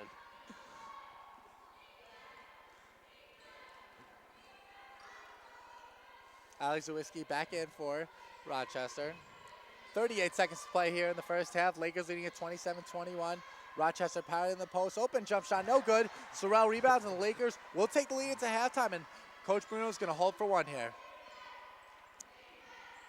You're going to put the shot up with a couple seconds left. That way any rebound is going to just carry them off, and Rochester won't be able to get it shot off.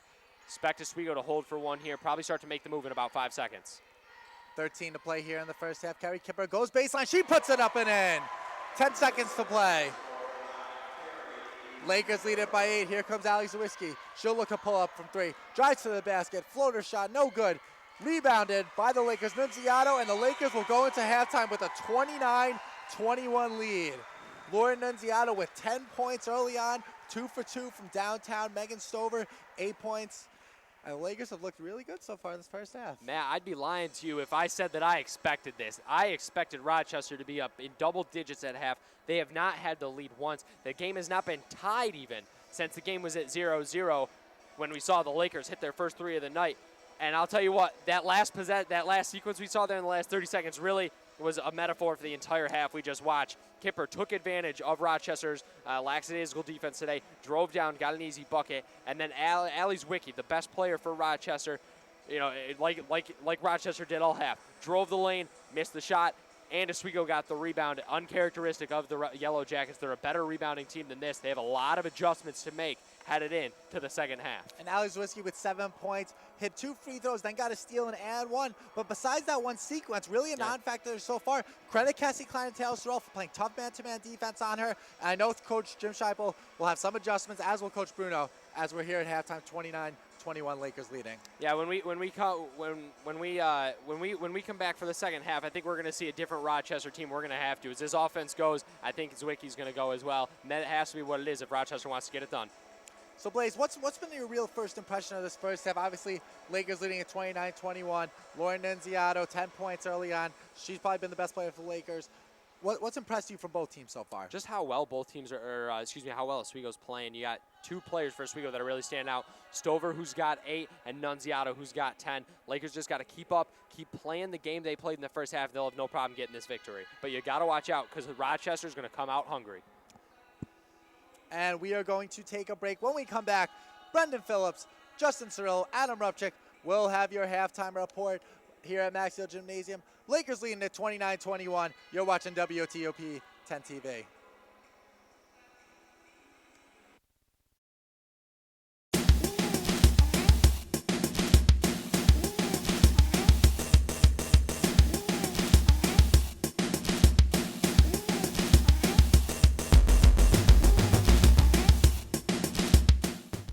Oswego MBA program, helping you achieve your goals with a customized curriculum developed with flexibility in mind. Take classes year-round, full or part-time in Oswego, online or at the Metro Center in downtown Syracuse. More information is available online or by calling 315-312-2911. Attention students and faculty. Avery Rental Properties is now renting for the next school year. Avery accommodates all group sizes, small or large.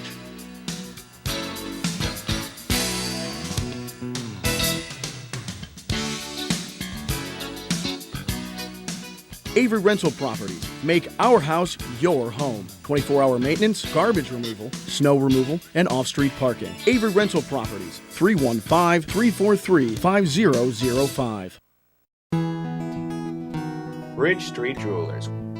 Well, you'll always get quality jewelry at the best prices. Located at 137 East Bridge Street. 315-342-0022.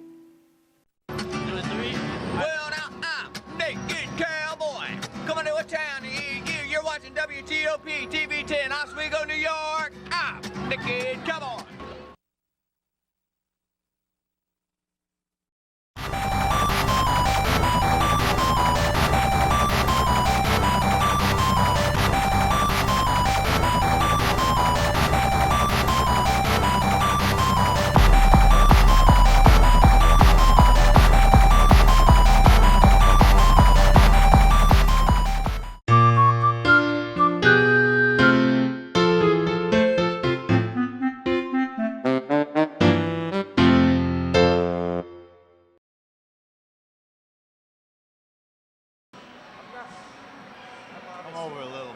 We're out of the shot here. A little farther. Adam Rupchick in there. I think Matt Stone's going to adjust the camera for us a little bit. But this is our halftime report here. Oswego Lakers up 29-21. Guys, what are your impressions here? Oswego came out first 5 minutes, absolutely took control of this game from the get-go. They opened the game up, 11-4 run, took the momentum completely away from Rochester, who looked slow, sluggish, and sloppy throughout much of the first half. And in my opinion, Rochester's lucky that they're down only by 8 points. So not much good to say about Rochester. Yeah, definitely. You said it there. Rochester U of R is not playing their style of game they would like to play to get it started here in Maxill Gymnasium. They're turning the ball over, 12 turnovers for this U of R team. They're on pace for 24. A lot of those turnovers were travels, and that was, confusing. I think that led to the Oswego defense, like I said, being in the right place. They're moving their feet. They're getting in position, forcing this U of R team to take that extra step. A lot of travels there. Oswego doing what they need to do. Like I said, they set the tempo. They're playing good fundamentals. They're boxing out when they need to. But I'm not totally impressed with this Oswego team yet. Lauren Nunzi got a great half from the perimeter. That's what they needed. The free throws, 4 for 400%. They must have listened to my rant early on. But I'll tell you what, this Oswego team, they need to run the ball more. There's a lot of times they are getting rebounds. They're boxing out, doing the right thing, getting rebounds. They got numbers. They're not running the ball. Run the ball, get easy baskets. Like we mentioned last year, the turnovers were a problem. Oswego had 30. Right now, Rochester has more turnovers. We mentioned the foul trouble earlier. It's a little bit of a problem for Oswego. I know I was holding my breath a little. I'm sure Tracy Bruno was when Megan Stover was down there. All right, what do you think is going to happen here in the second half? Are we going to see a little bit less of Megan Stover, or do you trust your senior and say, I think she could play with foul trouble? I think we'll see more of her. She picked up 2 quick ones. They took her out of the game for most of the first half. So right now at the half, she has 2. That's good enough where you can get some quality minutes out of her, but she picks up an early third foul. Oswego's going to be in a lot of trouble. Her backup, Paul Eggleston, also with 2 fouls. So this is a team where their depth has been tested in the first half, and we saw while Megan Stover was out of the game in that first half, the offense struggled. There was no flow. They stayed on 11 points for a long time after that good opening salvo by Oswego. So foul trouble, a major concern. Yeah, definitely. So, Stover, the best player on this team scoring-wise for Oswego State. She's got to be real careful down there. Oswego did start out man-to-man defense, which I thought they would. Then they switched into a zone, and they rebounded quite well, I think. A few times got out-rebounded, not what they needed to do, but they rebounded well in the zone, which is surprising to me. And I think that's going to keep Stover out of foul trouble. Eggleston's doing a good job of there, boxing out and doing good. And I like the point guards. They're looking up, but they got to run the ball more. I'll say this the whole halftime report. They got to look for transition because it's there. They're not taking advantage of it. So if you're Rochester in the second half, are you trying to have Oswego take some more time off the shot clock there? Especially when we see Oswego in a late in shot clock situation, they seem to panic a little bit. Yeah, they do. A couple of really bad possessions where they about 3 or 4 times a shot clock violation in the first half. It seemed like Oswego just wanted to. They got that big lead and they thought, we have to hold on to this.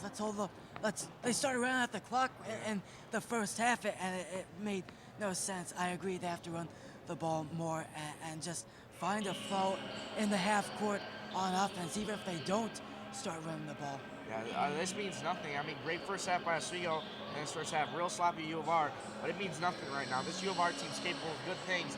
So is this Oswego team. But Oswego's got to know this game isn't over by any means. This U of R team can come out, blow them out in the second half. They're not going to have their head on a swivel.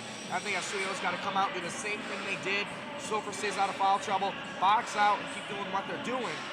And they can't look at this lead as something great. They got to look at it as a 0-0 ball game again. Do exactly what they did in the first half. They want any shot because I'll put money on it that U of R is not going to come out and have that many travels and turnovers in the second half. And now second half, you think both teams come out with the same defense? Do you think they switch it up at all? I think most of the same defense. I expect still for Rochester to press a little more. We really didn't see that much of it in the first half, and maybe that's just because there's so many turnovers and lost possession. They really didn't have a chance to get their press defense set up. But I think, especially if Rochester starts scoring, starts to have opportunities where they can press Oswego, that they will come out and put some pressure in the backcourt. Yeah, expect a different half from the University of Rochester. They're going to come out. They're going to come out gunning. You know, they don't like to be down, and they're going to try to get back on this board, get the lead. So quick, and it might be going to impress. I think both teams stay with the same defense. Like I said, I was surprised Oswego's getting good rebounds in the zone.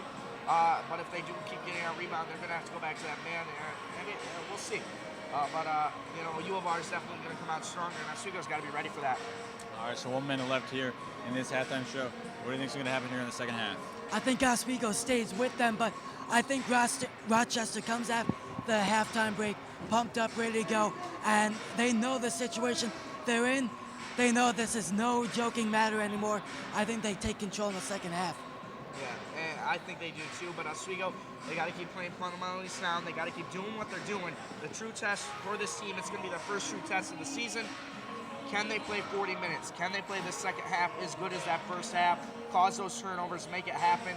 It's going to really show the character of this team. If Oswego State can keep pulling this out, the U of R is going to come hot. 20 minutes down, 20 to go. We're going to take a quick break. Other side of that break, we'll have Blaze Hill and Matt Stone on the call. Stick around.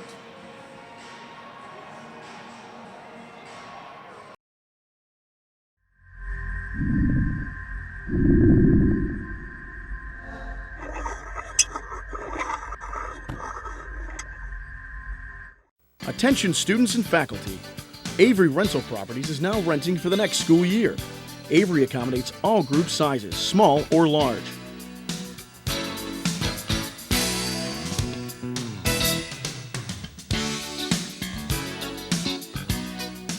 Avery Rental Properties. Make our house your home. 24-hour maintenance, garbage removal, snow removal, and off-street parking. Avery Rental Properties. 315-343-5005.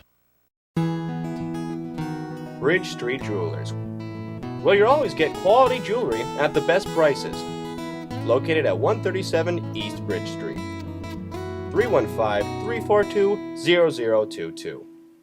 The Oswego MBA program, helping you achieve your goals with a customized curriculum developed with flexibility in mind. Take classes year-round, full or part-time in Oswego, online or at the Metro Center in downtown Syracuse. More information is available online or by calling 315-312-2911.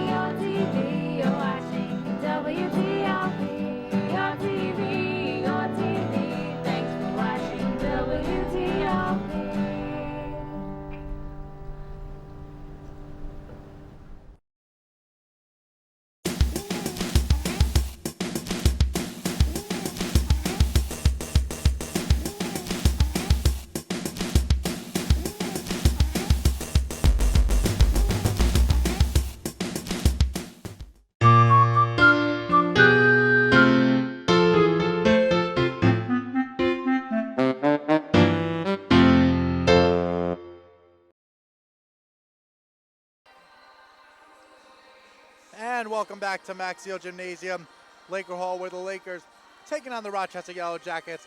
Oswego leading at 29-21 in the first half, and Lakers shooting 28% from the field. Excuse me, Rochester shooting 28% from the field. And Lakers shot 40% in the first half, 33% from downtown, thanks to Lauren Nunziato and Blaze. This Laker team has impressed us in the first half, but as you know, basketball is a two-half sport, and anything can happen in the second half. Yeah, Matt, I got to be honest. When I first looked at these numbers after halftime, of course, we don't have live stats. So these stats, I mean, we have an idea. But now seeing these stats, it doesn't really surprise me. Like you said, Rochester under 30% for this game. Oswego over 40%. Both of those numbers should actually be almost flip-flopped. Rebounding battle's about the same, which, to be honest, I don't think it should be. The other big thing I'm looking at, Matt, turnovers. Rochester's got 12, Oswego's got 8, and I think about half of those were travels on Rochester. Doesn't surprise me at all. Yeah, you basically stole my point from me, as Rochester 12 turnovers compared to the Lakers 8. But it's almost felt like Rochester's turnovers have come when they've had scoring opportunities. Rochester pounding the ball in the paint, where just one nice move will lead to an easy bucket. And that's hurt them so far, as the Lakers getting set to warm up. About a minute 50 till the second half starts. And Blaze, what does Rochester need to adjust to get back in this game? Just an 8-point game, so this game is far from over. 20 minutes to play. What do you think Coach Jim Scheibel is going to be telling his girls in the locker room? Well, I think it's pretty clear, as you can see. You can't see it on your screen right now, but if we had a broad shot, you would see that Rochester's still not even out here. I think that that kind of speaks to how much Scheibel has to tell his players right now, how many adjustments, how many corrections, because there are a lot of things. Pretty much, you could sum it up, I guess, by just saying, don't do what you did in the first half. Play the game we play in practice. Play the game we have played every other game this season, because to be honest, Rochester's a better team than what we saw in the first half.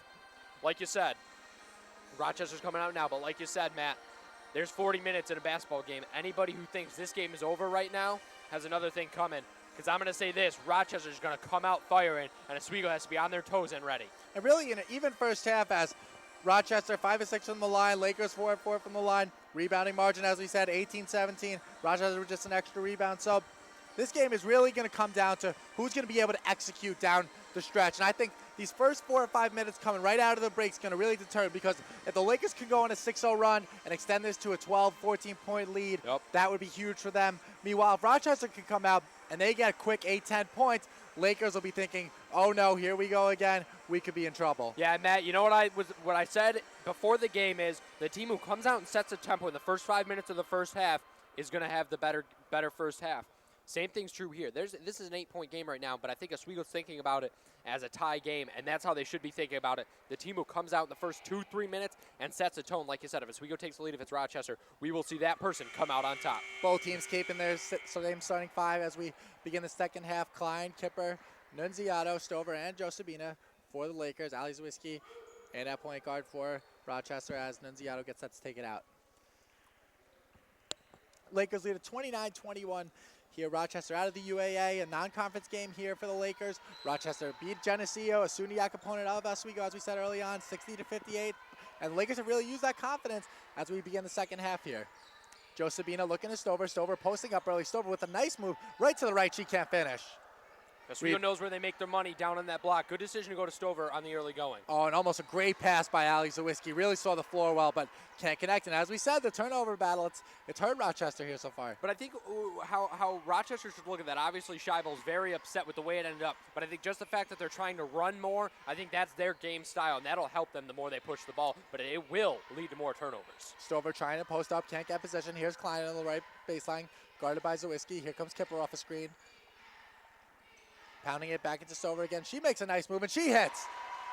Megan Stover with her 10th point of the game as the Lakers take a 10-point lead. Why would you send the ball anywhere else? Stover's shorter and not as big, but it's pretty clear that she's the better post player offensively in this matchup. Stover's in double digits now.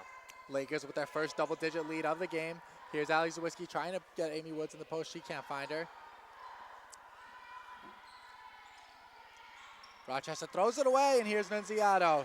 Nunziato giving it up to Klein. Klein with a nice behind-the-back move. Right over to Nunziato. Klein looking in the post. She feeds it into Josebina. Josebina out to Stover. Stover for 3. It's good! Megan Stover from downtown, and the Lakers take a 13-point lead. Jim Scheibel is furious with his team as the Lakers lead at 34-21. Wow, Matt, what a sequence there for the Lakers.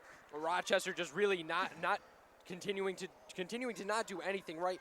Back-to-back turnovers right there, and Oswego taking it to them. They get the bucket down low, and then Stover, if you forgot about it, hey, she's pretty good in the post. She's just as good outside from the arc. Oswego's they're doing everything right, Matt. I'm still beyond impressed with this Lakers squad today. And as we said, coming right out of the Lakers with a quick 6-0 run, and all of a sudden, they lead it by 13. Coach Scheibel keeping it staying 5 in, and just 2 minutes into the half, Coach Scheibel using a timeout. I think what he really was upset with there was his team not being able to rebound, letting to an extra possession. And Stover, you need to know where she is all times on the court. Can't leave a great player like that wide open. Especially if they're playing man-to-man. I mean, there's no excuse for it. You're not playing a zone where they rotated it well. You're playing man-to-man. Someone has to be in Stover's face. They should front the post at all times. Keep the ball out of her hands. Right in the post, can't hit. Lauren Wagner with a good look at the basket. She can't connect. Here comes Josebina. Right over to Klein. The Lakers will set up. 18-10 here to go in the second half. We're just underway as Oswego taking on Rochester. Lakers come into the game at 6-0. Rochester 6-1. Ali Zawiski almost with a steal there. 8 on the clock for the Lakers. Here's Stover, kicking over to Kipper. Kipper will try a three. Airballed. Rochester with great man-to-man defense on that possession as Zwiski pushes it. Rochester looking inside, can't handle it, and that is yet another turnover for this Rochester team. And Blaze, we can't keep pounding it, but this has been the issue for them. That's why Lakers with a couple more shot attempts than them, unimpressed by. I feel like a broken record, and I apologize to everyone out there. I really do have more points to make. It's just Rochester keeps making the same mistake over and over again. 0 points, 3 turnovers. They're just, I don't know. I just don't know what to say at this point. They're making the same mistakes. Stover in the post up and under can't hit, but it'll stay with the Lakers as the Rochester's not able to rebound. And Coach Chappell going to his bench early on. Michelle Rayland, Kristen Wright checking in for the Yellow Jackets. Big opportunity here for Oswego, Matt. They're already up 13. If they can hit a 3 or even get a 2-point basket here, we're talking serious lead. Almost right a steal. Stover to the basket, and it's good. Megan Stover with her 15th point of the game as the Lakers go up by 15.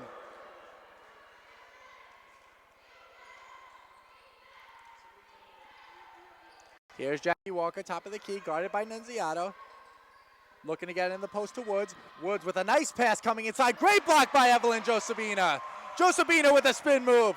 Looking to push. Here's Nunziato. Back to Josebina, can't connect. And Rochester will set up. Lakers with a chance to put a cold-hearted dagger into Rochester. Thought Nunziato was going to pull up and take that three. What an opportunity there. It all started with the great defense on the post, the double team. Josebina rotated over very quickly, got the block, started the fast break. What a defensive possession by the Lakers. Airball right there by Jackie Walker. She's more of a forward. Surprised to see her out there. Here comes Klein over to Kipper. Back to Klein. Klein thought about a three. And the Lakers will set up. Rochester sticking with that man-to-man defense. Coach Chappell going to his bench again. Katie Walker getting set to back check in. Josebina posting with a nice spin move inside. Can't hit. Gets her own rebound. Looking outside. Here's Stover. Stover attacking the basket. Stover off balance hits. Megan Stover with her 17th point of the game. The Lakers lead at 38-21. 17 points now for Megan Stover. As you said, 9 of those in the first 4 minutes of this second half. She's putting on a clinic right now. She's already reached her average. We got 16 minutes to play. Nice play by Amy Woods to keep the possession going, and she's fouled inside. Lakers off to a 9-0 run here early on in the second half. And we said it right before we started. What team was going to be able to come out and make the point? And Coach Chappell going to his bench again. And 8 points coming out of halftime, Matt. Like we said, that's almost a tie game. Now you're looking at 17 points. The Lakers have all the first half momentum, most of the second half momentum as of right now, and Rochester still hasn't scored a bucket yet. They're a better team than this. They got to turn it around. 17-point game with Rochester with just 21 in the first half. Yeah, the numbers go on and on. It just it baffles me what Oswego's been able to do and what Rochester has failed to do today. Loose ball, and it'll stay with the Yellow Jackets.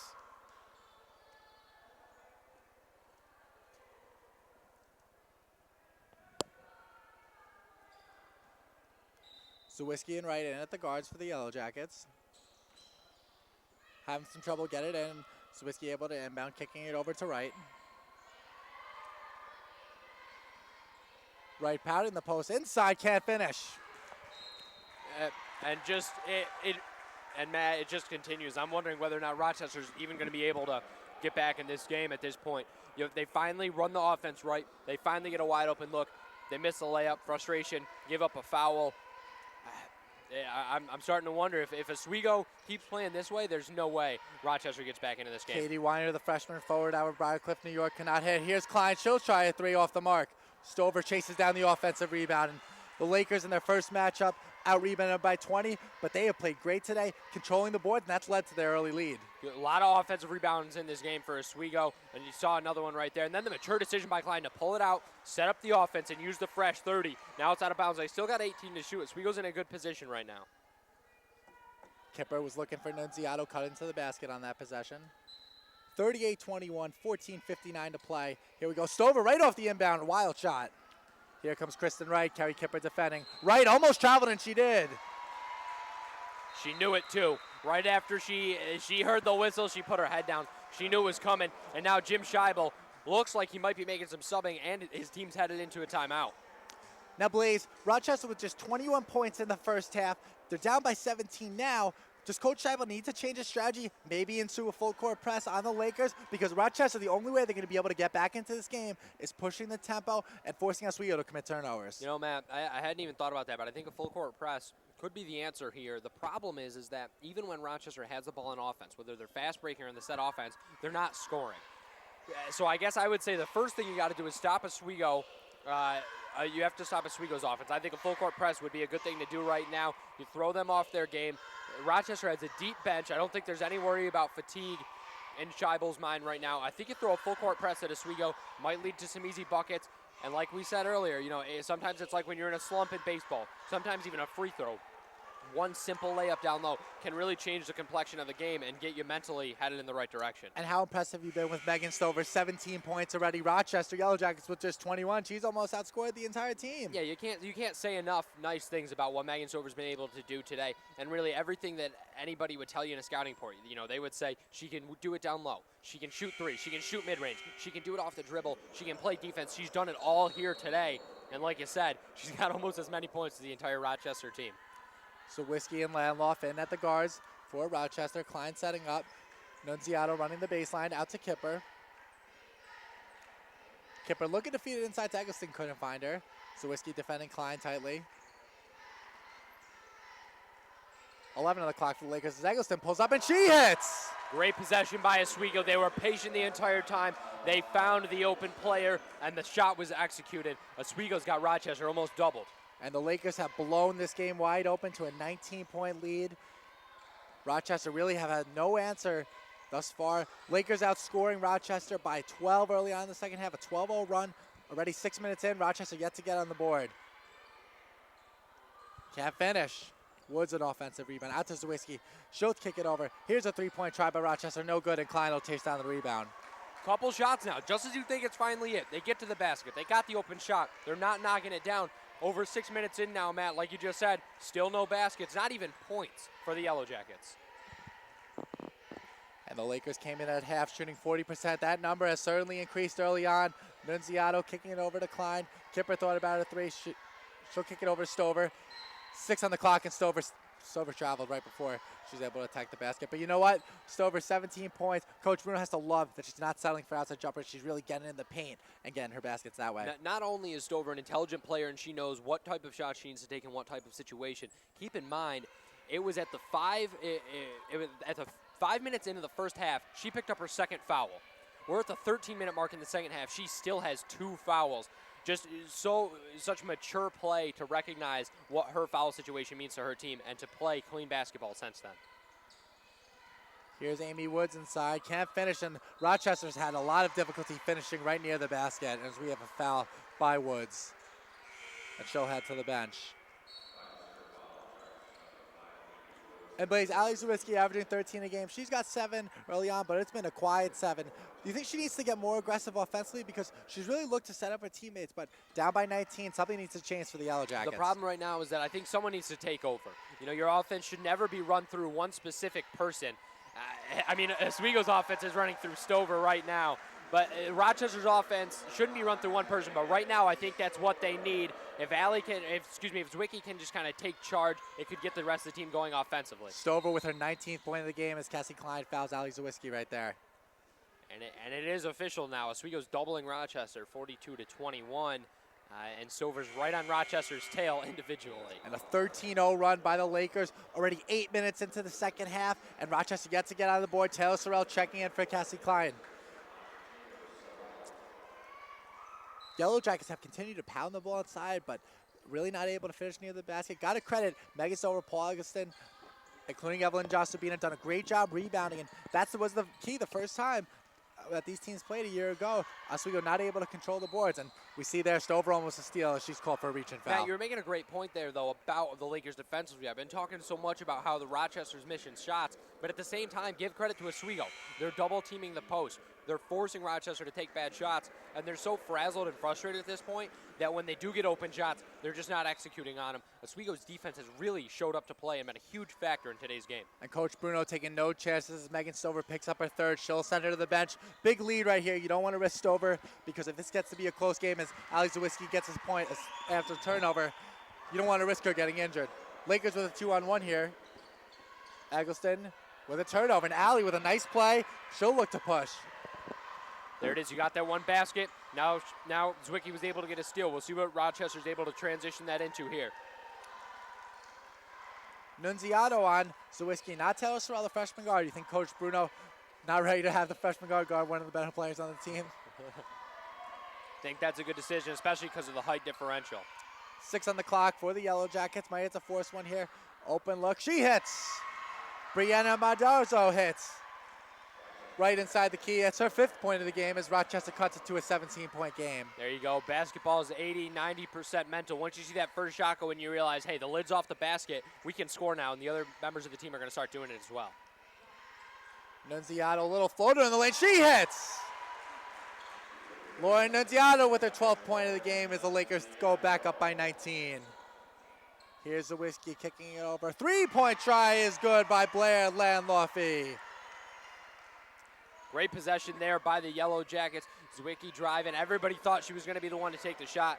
Kicked it out, and the knockdown 3. Rochester's within 16. Starting to see the tempo pick up a little here as Nunziato coming off a screen. She'll look to try a 3. Sorrell thought about it and will bring it back out. And Blaze, obviously with the big lead, you want to milk the clock as much as you can and really get good shots if you're the Lakers. And that's what Oswego's doing a good job of right now, using the entire shot clock there. They used they used 28 of the 30, and now they're getting a new 30. How do you like that? Josephina with not a good shot, but Taylor Sorrell able to corral the rebound, and she'll kick it over to Lauren Nunziato as the Lakers reset. 10:45 to go here in the second half. Lakers lead at 44-28. Sorrell for 3, no good. I think that's a good shot despite the miss. Good offense by Oswego. They used about 45 seconds of the game clock on that possession. Good shot by Sorrell. Taylor Guerri back to Zawiski. Mondarzo on the right corner, looking into the post, kicking it back out. Another 3 trump by Landlofty. It's no good. Loose ball, and Nunziato corrals it. Hustle play by Nunziato to chase down the long rebound and secure the defensive rebound. About halfway through in the second half, Lakers lead at 44-28. Oh, nice pass by Josephina inside to Eggleston. If you're gonna double team at the high post, you got to make sure no one's cutting back door. Heads up play by Eggleston. Great heads up play by Josephina to see her and get her with that lefty hook pass. Gotta love when your bigs can see the floor and make great passes like that. Very tough to defend. It's the type of big man you want. Any basketball coach would take a play like that. Lakers sticking man-to-man. Manzaro driving past Kipper, floated in the lane, no good. Easy rebound. That's going to be a walk. Lord Wagner should have put it up right there, as you were about to say. Yep. Couldn't finish. The help defense by Oswego there got it done. She was frazzled. She couldn't get the shot up originally. She held onto it too long, put up a bad shot. Before she even put up a bad shot, took too many steps, and now that's another turnover for the Yellow Jackets, and Oswego's got a chance to take the lead back to 20. Ali Zawiski headed to the bench for the Lakers as Josephina and Nunziato not able to connect. Paige Oleski pushing over to Manzaro. In the post to Wagner. She'll kick it out to Manzaro. Klein gets set to check back in for the Lakers. About 9 minutes to play here at Laker Hall. Lakers lead at 46-28. Here's Oleski off for 3. Kipper defending off the mark. Nunziato with the rebound. She'll push. She has Nunziato in the corner. Nunziato attacking the basket. Kipper open for 3. Kipper will try a 3. No good. Eggleston almost with the rebound. She draws a foul. And the Laker bench elated with Paul Eggleston attacking the basket and getting a nice rebound there. Those are the kind of plays that in a tight game that you need to make. Yep. And Lakers have really done all those plays so far. And it's a pure heart and a pure hustle play by Paula Eggleston. Yellow Jackets weren't closing out. She recognized that, crashed the board. Huge rebound there for her. Oswego's got a fresh 30. Lakers winning the rebounding march in the second half as Nunziato over to Josephina before Wagner foul. Amy Woods gets set to check back in for the Yellow Jackets as Coach Bruno will bring Becky Stover back in. She's got 3 fouls as Eggleston will head to the bench. Man, it's getting to the point where it's almost do or die here for the Yellow Jackets. 9 minutes down 18. They're going to need to score 2 points a minute from here on out. And the way their offense has been working right now, they haven't been doing that. It's almost crunch time for Rochester. Klein, Stover, Nunziato, Kipper, and Josephina in for the Lakers, the starting 5. Here's Josephina attacking the basket. Nice move, can't finish. Klein, the smallest player on the court, almost had a rebound, but it'll go the Yellow Jackets' way. it's pretty clear that you're not boxing out when the 5-foot guard for the other team is pulling down offensive rebounds. And Blaze, you say it's do or die, but Ali Zawiski not on the court, the best player for the Yellow Jackets. We've elaborated time and time again. She's really been a non-factor here today. Yeah, she has, and I think, I mean, why should she be in the game right now? Scheibel, you got to mix it up. You can't keep doing the same thing and expect different results. I think he's got a good decision right now to go to the bench players because both starters and bench players are doing the same thing. They're getting good shots, they're not making them. Not playing great defense. It's the same story no matter who he's putting in the game. And a veteran decision by Stover there not to attack the basket, did not have numbers. Amy Woods, a couple of opportunities near the basket, and Stover been all over to her as Klein comes off a screen from Stover. Stover pick and pop. Bad decision by Stover as the Yellow Jackets come the other way. Here's Paige Oleski over to Manzaro. She'll pull up fakes. Back over to Oleski. Oleski, a three-point try. No good. Rebounded by Evelyn Josephine, and Cassie Klein saying, slow it down. We have an 18-point lead, 7:35 to play. Let's work the clock. The clock is Oswego's friend for the last 7.5 minutes of the game. Expect them to use all 30 seconds on every possession. This motion offense to the Lakers has given troubles to the Yellow Jackets all day as Nunziato not able to, oh, and Kipper can't hit. Almost a lost word as Joe Sabina went behind the back. Behind the back, no-look pass. Quite a play there. Oswego's in a good position right now. I think offensively, doesn't look like they're going to hit their number, but defensively, they're doing the things they got to do to win this game, and that's what matters. Klein controlling the rebound. And as we said, the Lakers allowing just under 40 points a game, best in Division III, and it's been the same way today as Coach Bruno is going to take a timeout. Lakers lead at 46-28 as the Oswego fans give a nice applause to the Lakers who really impressed me here today. To kind of elaborate on that a little bit more, Matt, as you mentioned, Oswego holding their opponents to just under 40 points a game. If Oswego can hold Rochester to that same mark, they would be holding a team who is not ranked in the top 25 nationally, but got votes in the top 25 nationally. They would be holding a team who is, so you figure top 30, top 35 in the entire Division III women's basketball nation, and is averaging almost 70 points a game to 40 points. I think that would speak volumes for this Oswego team, who's already ranked first in the SUNYAC at 3-0 in conference, 6-0 overall. To stay undefeated after this Rochester game is something I think I speak for everyone when I say no one expected that. And Lakers the only one of the teams in the SUNYAC who are playing a non-conference game today as Brockport taking on Oneonta, Fredonia taking on Potsdam, Geneseo traveling to Newport, and Buff State traveling to Plattsburgh, all 2 p.m. starts. And the Lakers could get a leg up early as they can improve to 7-0 here right before conference play start. And this is a Rochester team that is not an easy opponent. We elaborated before. They play against Carnegie Mellon. They play University of Chicago. They travel to Atlanta, Georgia to take on Emory. This is a team that plays all over the country, and Lakers have come in and made a big statement here. Yeah, and it speaks volumes to the amount of hard work that this program's put in this season. You know, you lose Kayla Ryan, and a lot of people are expecting this team to almost be nothing. But you bring in a transfer in Joe Spina. You bring in the freshman in Taylor Sorrell, as well as you're getting some bench production here or there. And your big players, Stover, Kipper, Nunziato, they're playing big when they need to. And I think that's why Oswego's been able to win, lead this entire game. Ali Zawiski checking back in, and she's called for an early reach-in foul.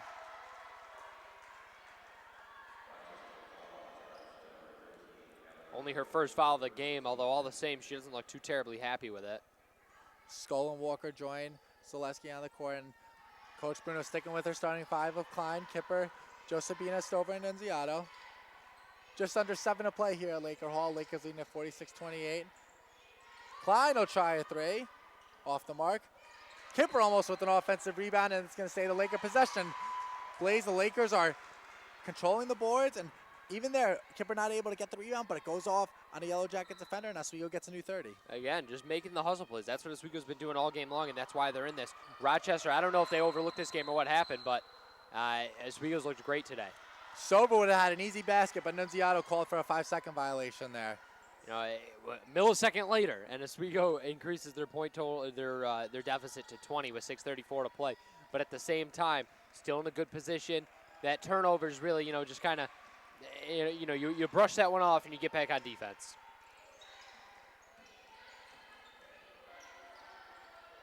Jackie Walker, tough shot, and it's no good. Klein rebound. Blaze, I think we're starting to get an identity of this Laker team that they are going to be a defensive-minded team that will run when they need to. They have the shooters in Nunziato and Kipper, but the offense is going to revolve around Megan Stover. And Evelyn Justabina is a transfer. She commits a turnover there, but she's been a driving force in this Laker team, led by the leadership. Klein, a senior.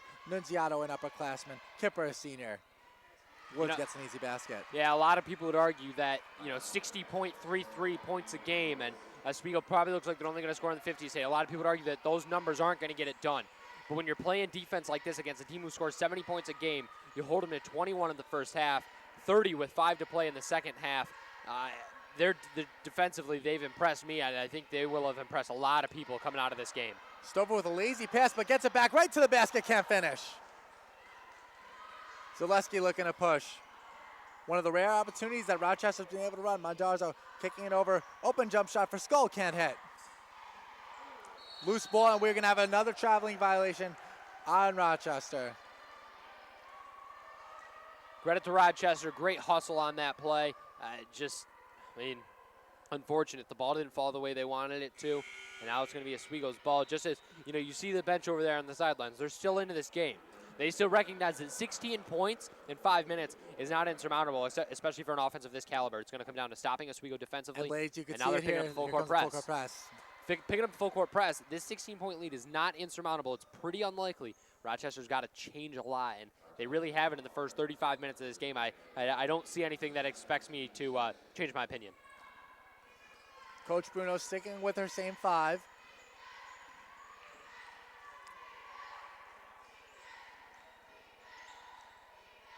Here's Kipper at the top of the key, handing it off to Klein. Nunziato off the screen. Kipper is going to try a 3 off the mark. Zaleski looks to push.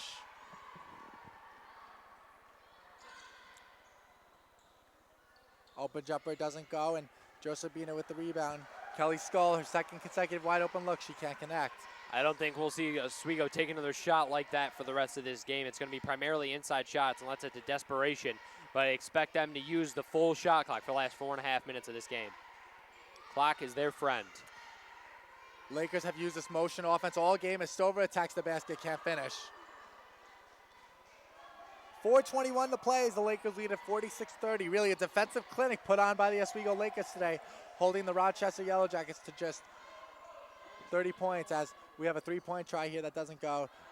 Nice job by Nunziato. Stover running the court, didn't see her. Lakers wise to milk the clock here as we hit the 4-minute mark. Lakers lead it by 16. Coach Bruno has stuck with his starting 5 because she knows it's a Rochester team fully capable of coming back. But Oswego is not budges. Kipper gets in the lane. Floater, no good. Josephina fighting for the rebound. And here comes Ali Zaleski. Zaleski with a nice behind the back move. She'll pull up for 3 and hit. That's how automatic she can be on offense, Matt. I don't know why they haven't run the offense through her today. Right now, I'd put her in at the 2 guard coming out of the timeout. You have someone else run the 1 guard position. You give Zwicky off-ball screens constantly, and you're basically running a Reggie Miller offense.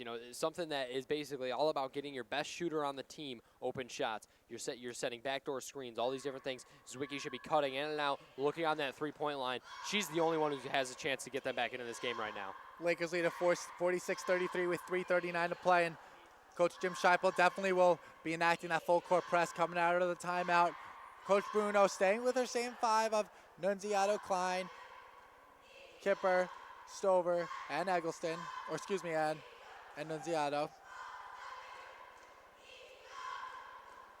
And Blaze, Lakers obviously lead it by 13, time winding down.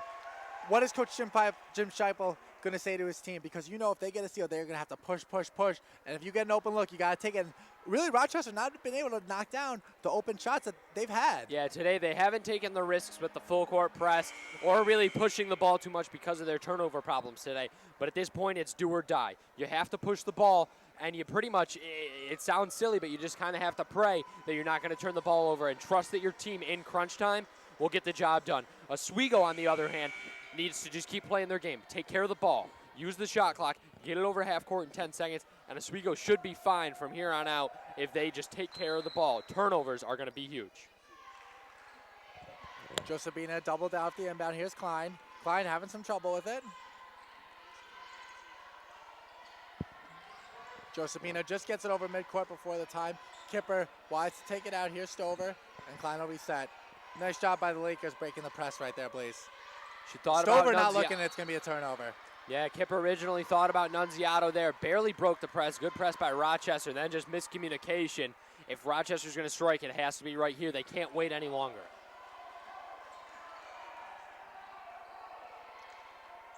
Nunziato on Stover as they feed it inside. Lakers continue to double in the post. Can't finish.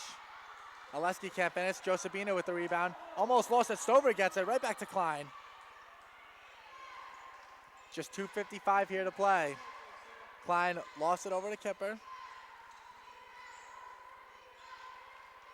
Really no urgency from this Rochester team. 13-point game. And Lakers are just running their offense. Nunziato right to the basket, and she hits it. Lauren Nunziato with her 14th point in the game, and that could be a dagger as the Lakers go up by 15. 15 points. Rochester making no clear motive here that they're going to change anything substantially offensively. As Wiki, their best player, misses a long three. I think the nail's in the coffin, Matt. Zaweski tried to hit from way downtown, and Lakers really have held her in check. She's had a quiet 12 points as the Lakers lead it by 15. And how about Lauren Nunziato? 14 points, right around her season average, and she's really impressed me here today. Nunziato was rejected by Brianna Manzaro with just 2:10 to play. As Coach Tracy Bruno going to use a timeout here. Good timeout by Bruno. Kind of, settle your players a little bit. 2 minutes, 10 seconds remaining, a 15-point lead. Oswego's in a good position right now. Just kind of one last reminder with 130 seconds to play. One last reminder of, hey, here's what we got to do to come out on top. You guys are doing a great job. Keep it up.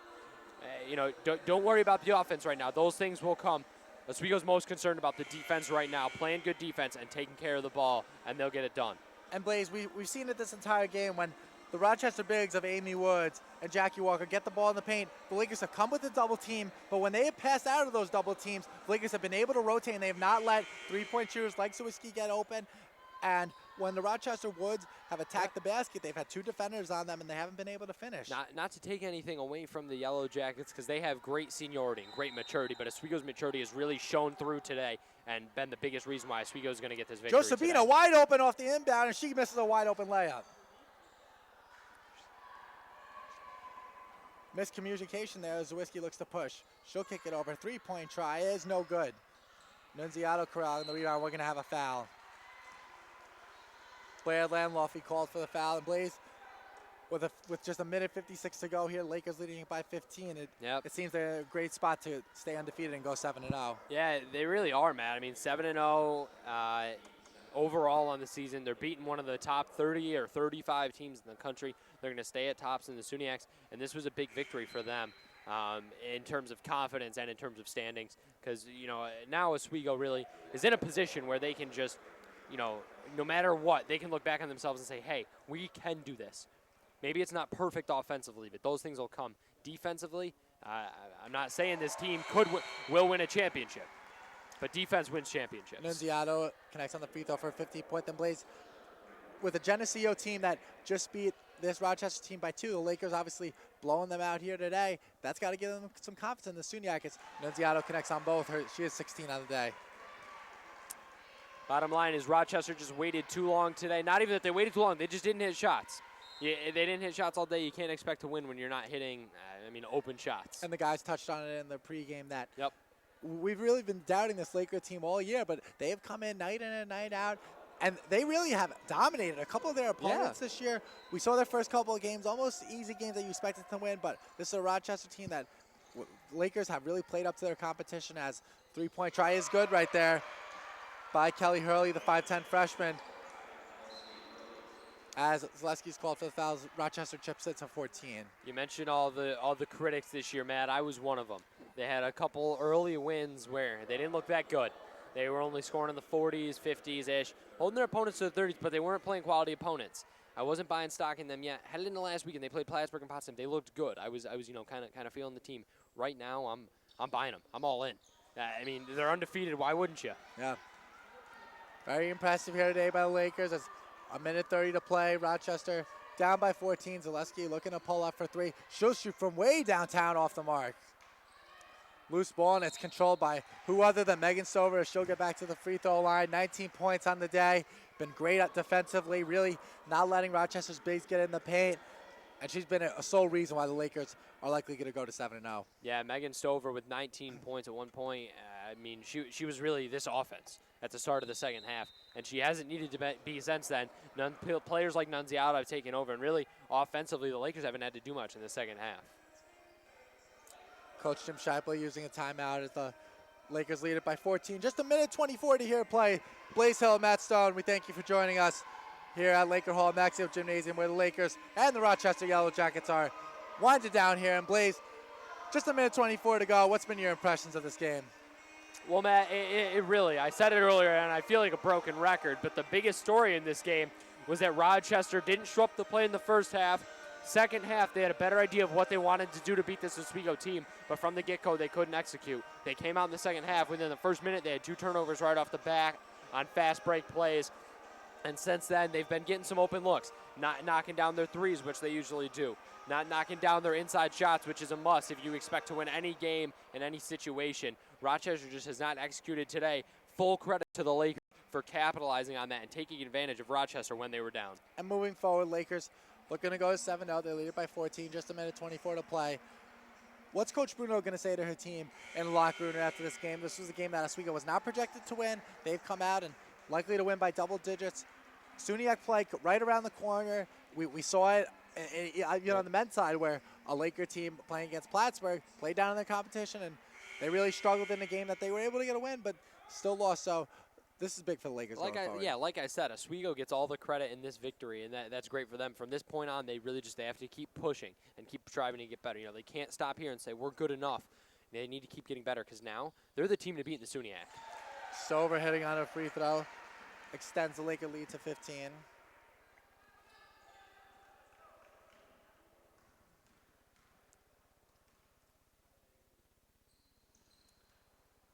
Stover can't hit on both. And at halftime, this was just an 8-point game, and the Lakers have extended it to 15. And how about that stretch run as Zwiski gets an easy layup here? That stretch run right at the beginning of the second half where the Lakers went up by a good amount of margin as we have a turnover. Zwiski looking to pull.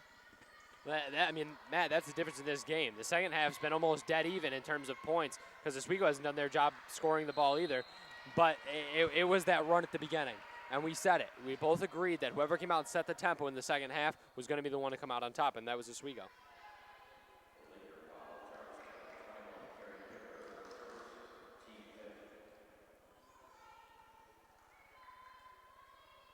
Danielle McNabb at the line for Rochester. She connects on the first with exactly 1 minute to play at Laker Hall. Lakers lead it by 12. Rochester sticking with their full court presses. Can't hit the free throw. Almost an offensive rebound, and it is one by Blair Lawnluffy. She'll go to the line, and although Rochester's shown a lot of fight late, you would like to see this if you're a Rochester fan early on in the second half where the Lakers just came out firing. Yeah, this has been an exciting game to watch, I think, Matt. And unfortunately for Rochester, you know, they're getting it going a little too late. They've hit a couple shots, they've hit a couple free throws, and now they're starting to get offensive rebounds. It's an 11-point game with 58 seconds. I don't see any way they come back. Now, and Coach Bruno relying on her upperclassmen to close out a win as Rochester staying in their full court press. Stover with a dangerous pass, and Josephina able to recover as she's fouled right there by Kelsey Hurley, and she'll go to the line. And Blaze, obviously time running down. 10-point game here. I think Megan Stover really has solidified herself as one of the best players that the Lakers have had in a long time, taking over for Kayla Ryan as one of the better players on the team. But I wanted to talk to you about this earlier in the second half, never got to it. This is a Laker team that lost Kayla Ryan, but they got Evelyn Josephina, a transfer, Taylor Sorella, freshman, who's come in and done a nice job, Lauren Nunziato another year, Carrie Kipper another year. So is this team better than the team ago, even though they lost the best player? I think they are. Everyone's a year older. They picked up a great freshman. They brought on the transfer, Joe Spano, like you mentioned. We just saw knock down a free throw, big one there. And Matt, I really think it is. It's a more complete team. Stover's picked up what Ryan left off. And I mean, not to take anything away from Ryan. She had a great career. She's one of the best players this program's ever had. But Oswego could be a better team than last year. And they've showed it this season so far, now advancing to 7-0 when they win today. Offensive rebound there by Danielle McNabb, but she's called for a traveling violation as we just have 40 seconds to play. Rochester staying in their full court press. And a foul by Ali Zaleski. Obviously, Blaze, the last 2 minutes in basketball in a blowout or even in a close game usually. Longest 2 minutes in sports. Yeah, it really is, Matt. I mean, I was thinking to myself at the 3-minute mark with 3 minutes to play in this game, thinking about how, this second half felt like it moved a little faster. Very And now fast. it's been dragging on a little bit because of the free throws, but I think Rochester's doing the right thing. Around 9, 10, 11 points, I think, is a region where typically you can keep fouling. I think if Klein, she hit the first one, if she hits the second one right here, and Oswego gets the ball back without Rochester scoring, I think we'll just see the clock run out. And how about Cassie Klein? She's not able to hit on the second. Only 3 points, but her performance today does not show up on the stat sheet, leading this team, finding Kipper, finding Nunziato, finding Stover even. And that's really what a point guard's supposed to do is she gets a steal right here, and that could do it. Klein is really this offense is started by Klein, and I Megan think Stover she was a is huge piece today. Megan Stover obviously very pumped. She very elated as Lakers. This is a big win for Laker team as the Laker fans get to their feet. Cassie Klein will dribble it out under 7 seconds, and the Lakers are going to beat the Rochester Yellow Jackets 53-41 here at Laker Hall as they improve to 7-0. Big win for Oswego today, Matt. You really can't say that enough. This is the first time Oswego has ever beaten University of Rochester. They held them to 41 points. Now, coming into today, Oswego was averaging 39.5 points per game on the season, which was best in the entire country, not just the SUNYAC, not just this region, the entire NC2A Division III women's basketball.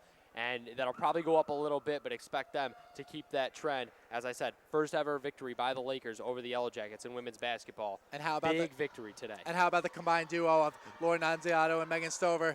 36 points, almost outscored the Rochester team by themselves. Nunziato was firing all cylinders in the second half.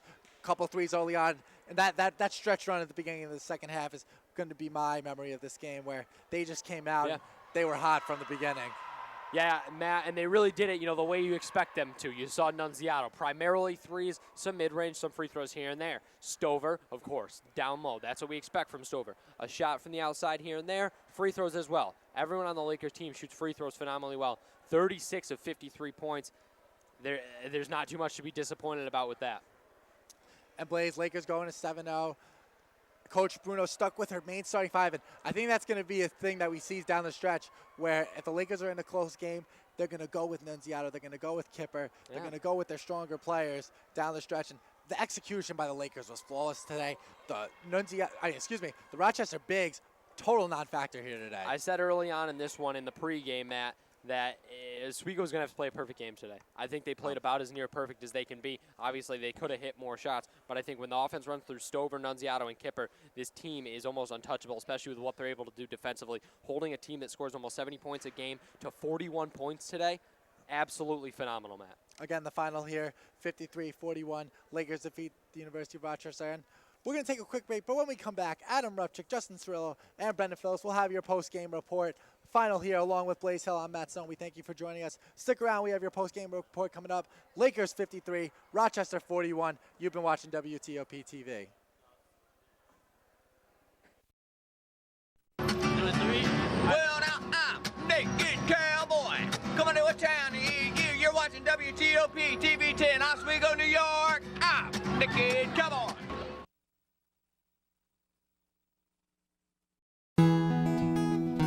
Bridge Street Jewelers. Well, you'll always get quality jewelry at the best prices. Located at 137 East Bridge Street. 315-342-0022. The Oswego MBA program, helping you achieve your goals with a customized curriculum developed with flexibility in mind. Take classes year-round, full or part-time in Oswego, online or at the Metro Center in downtown Syracuse. More information is available online or by calling 315-312-2911. Attention students and faculty. Avery Rental Properties is now renting for the next school year. Avery accommodates all group sizes, small or large.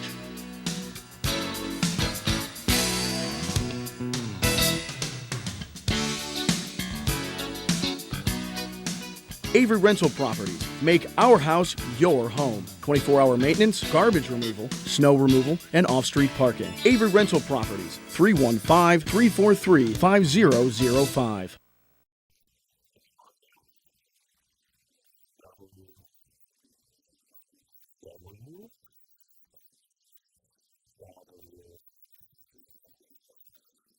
W, W, W,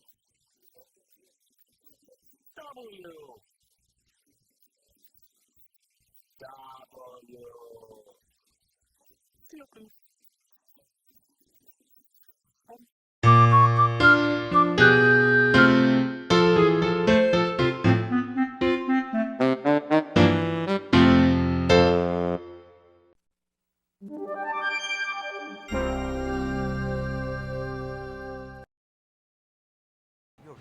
And welcome back to the post-game show here on WTOP.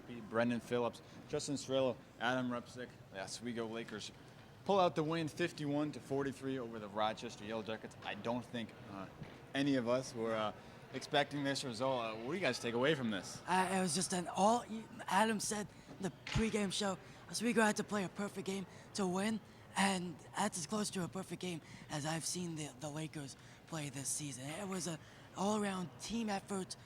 I'll say Rochester certainly helped them out a lot, but a lot of positives to take away from Oswego as well. Yeah, Oswego played great out there. You know, really, their defense, we talked about the #1 scoring defense in the nation. They come out and they proved that this afternoon at Maxill Gymnasium. You know, they played good defense. They were in the right spots. A few fouls here and there, but didn't let a lot of open shots happen. In the post, hands were up, forcing missed layups. Great defense by the Lakers. And in the end, they shot tremendously well. 33% from the three-point line. That's pretty good. For this Oswego State team. Nunziato had a big day from behind the arc. And Stover had her usual 20.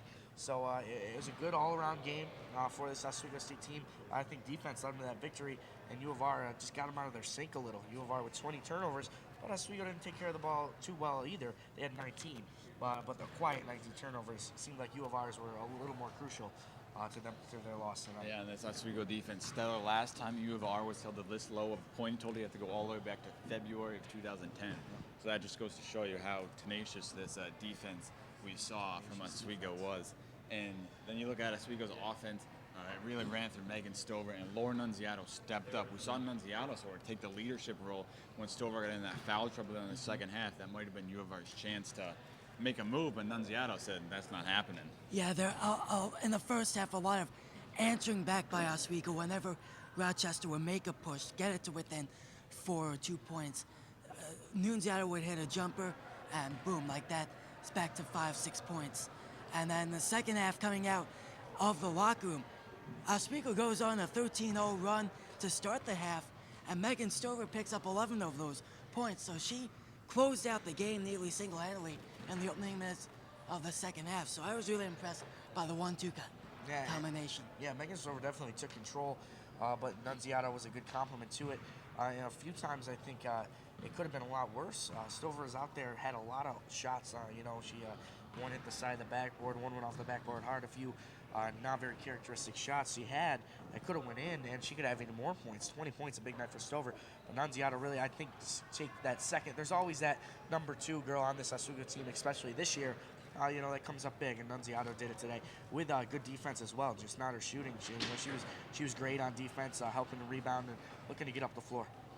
One of the things we talked about in the pregame show was possibly seeing a press coming out of U of R, and we saw that real late in the second half, but Oswego was able to break it. Yeah. So if you're Tracy Bruin, you say, well, I don't have that tall of guards, but they're able to break this press. So there's a lot of positives you can take away from that. Absolutely, and we all thought there would be the press defense, and it came out, I believe, with like 4 minutes left in the game. But that time it was a foregone conclusion that Oswego was going to come away with a victory, and I just don't know what Rochester, their mentality of this game. It just seemed like they did not really come out with any intensity. I know they played at Oneonta last night, so an earlier start than usual for a Saturday, maybe just feeling a little tired, but they just came out with no focus, no preparation, and it showed absolutely. Yeah, real flat. Real flat, this U of R team. We expected a lot different from them. Definitely not this many turnovers, this bad shooting percentage. Oswego really picked them apart in all aspects of this game.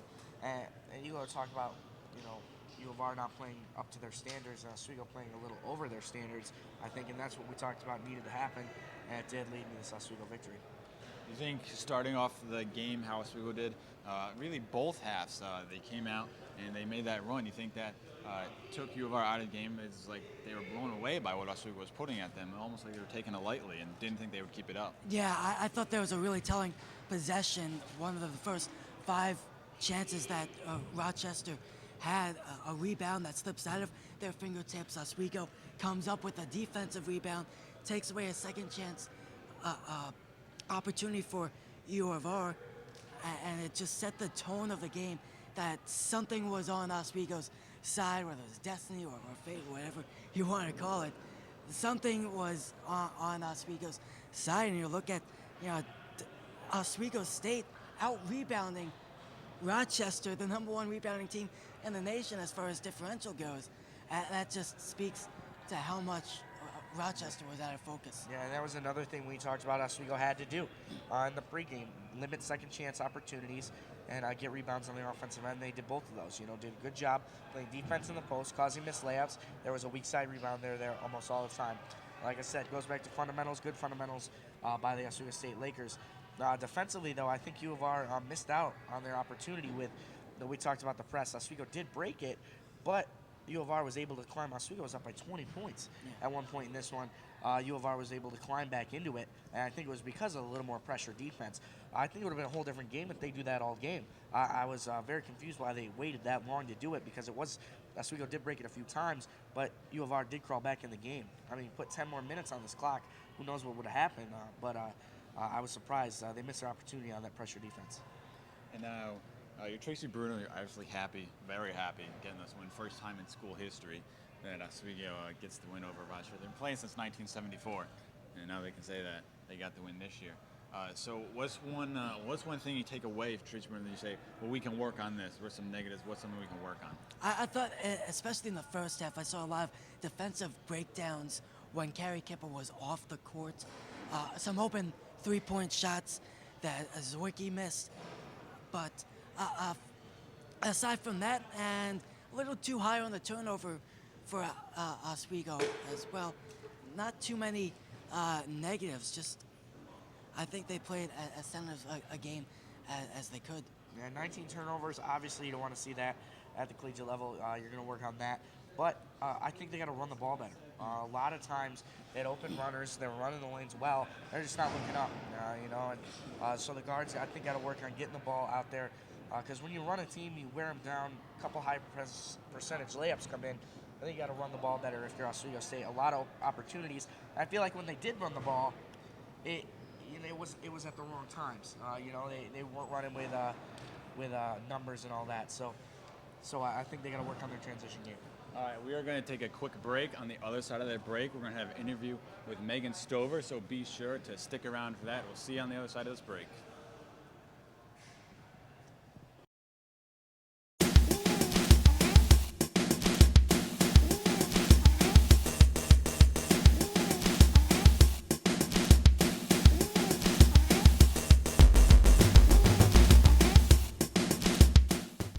Oswego MBA program, helping you achieve your goals with a customized curriculum developed with flexibility in mind. Take classes year-round, full or part-time in Oswego, online or at the Metro Center in downtown Syracuse.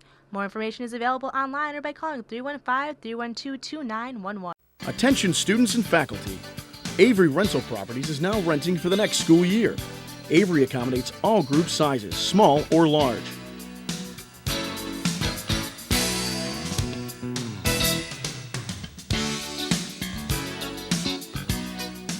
Avery Rental Properties. Make our house your home. 24-hour maintenance, garbage removal, snow removal, and off-street parking. Avery Rental Properties. 315-343-5005. Bridge Street Jewelers.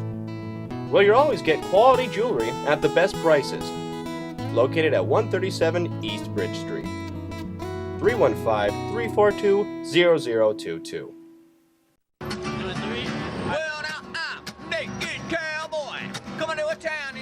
You're watching WTOP TV 10, Oswego, New York. I'm Nicky. Come on.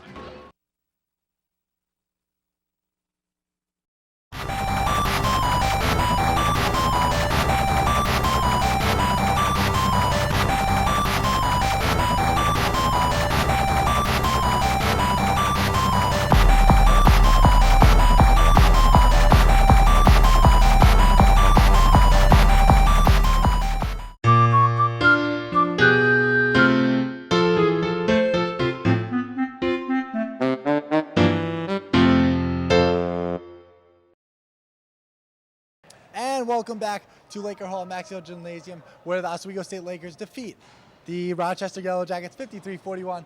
I'm joined by Megan Stover. And Megan, 20 points for you today, and really, beginning of the second half, you guys came out, quick 12-0 run, and that really separated you guys from Rochester. Yeah, we knew we had to come out the first 5 minutes and just give it to them, or else they would make a run and we wouldn't be able to get back. And Megan, big win for you guys here. This was a Rochester team that was 6-1. You guys obviously undefeated. Rochester took on Geneseo earlier in the year, beat them at the buzzer. Geneseo also a 5-1 team in the SUNYAC, so this definitely gives you guys a lot of confidence going forward. Yeah, it really pushed us to do and work hard every single time we come out.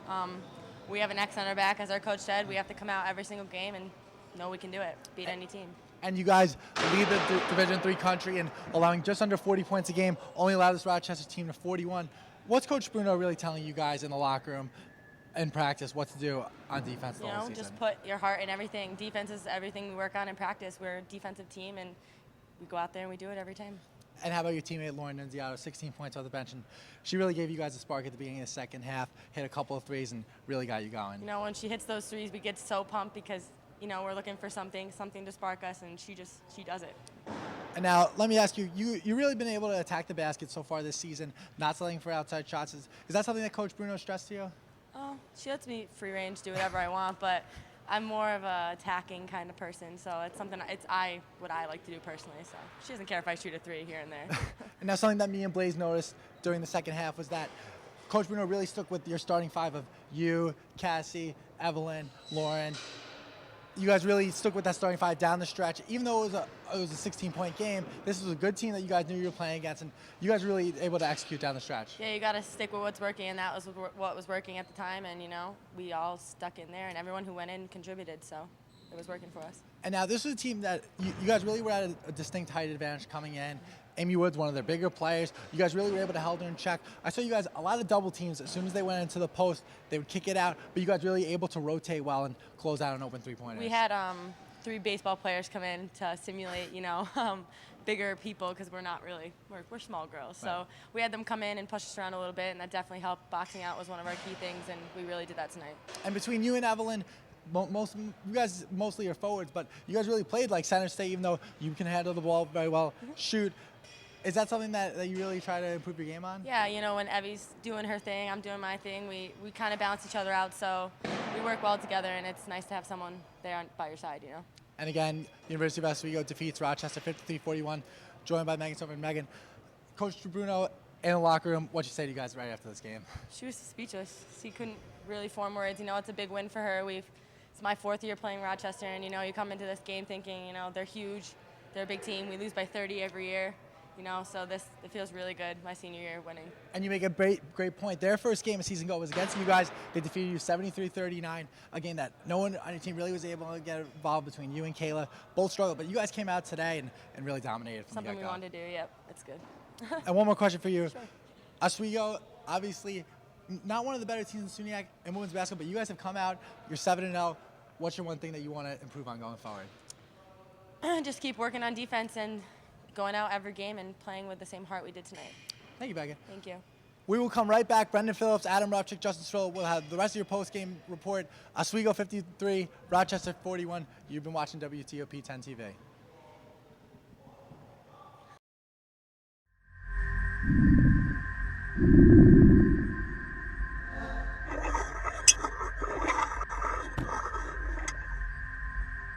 Attention students and faculty. Avery Rental Properties is now renting for the next school year. Avery accommodates all group sizes, small or large.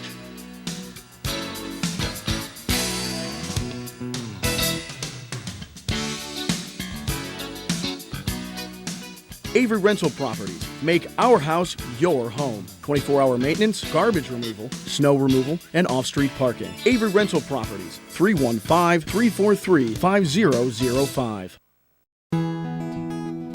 Bridge Street Jewelers. Well, you'll always get quality jewelry at the best prices. Located at 137 East Bridge Street. 315-342-0022. The Oswego MBA program, helping you achieve your goals with a customized curriculum developed with flexibility in mind. Take classes year-round, full or part-time in Oswego, online or at the Metro Center in downtown Syracuse. More information is available online or by calling 315-312-2911. We're here for you, we're here for you.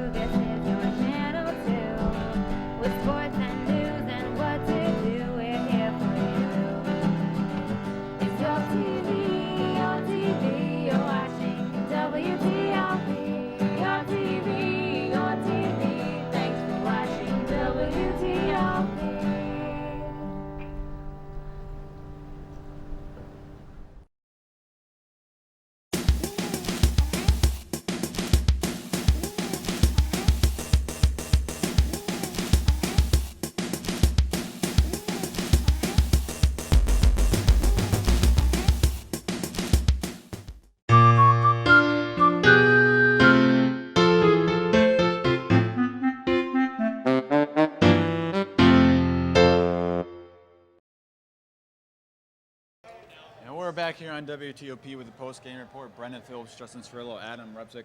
We just heard from Megan Stover. She was talking about some of the techniques Tracy Bruno was using, bringing in baseball players and some bigger bodies. What do you guys think of that? That's a good idea. You know, undersized coming into this game. Why not get some experience? It's helpful for this game and future games when they're outside. That's a brilliant strategy. I'll tell you what. Those baseball players can play. We dropped a big game to them in intramurals this year. Baseball team can play the game of basketball, and a good strategy by Tracy Bruno. She knew what was going to happen. You know, you're going to get out rebounded, so you got to go. You really got to focus on, you know, anybody. You can box out Dwight Howard if you had the right fundamentals. And I think they had it out there today, and it helped with the bigger bodies, got them in the right attitude, and they did a great job out rebounding the best rebounding team in the country. And as Megan Stover said, Coach Bruno said that they have an X on their back, and they pretty much do. Undefeated right now. And you look at this University of Rochester team, they've already beat some tough SUNYAC opponents. They've already beat Oneonta, and they've already beat Geneseo. Can you compare apples to oranges there and say, okay, we're looking at Oswego there? Or if you're Oswego, how do you go forward now looking at the teams you've beat? I think it's a little bit different in your conference because in your conference you're playing these teams twice a year. There's a rivalry. There's a fan base that gets involved.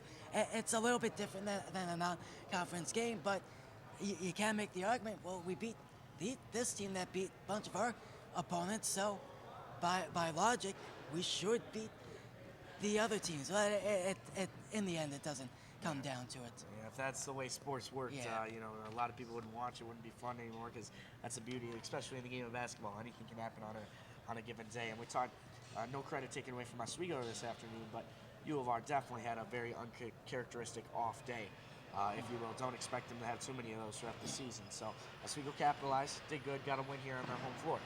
But, you know, going in, they got to prepare this good for every game, you know, and I don't think by any means they're a favorite in the SUNYAC. I think they're playing good and they're doing what they need to do.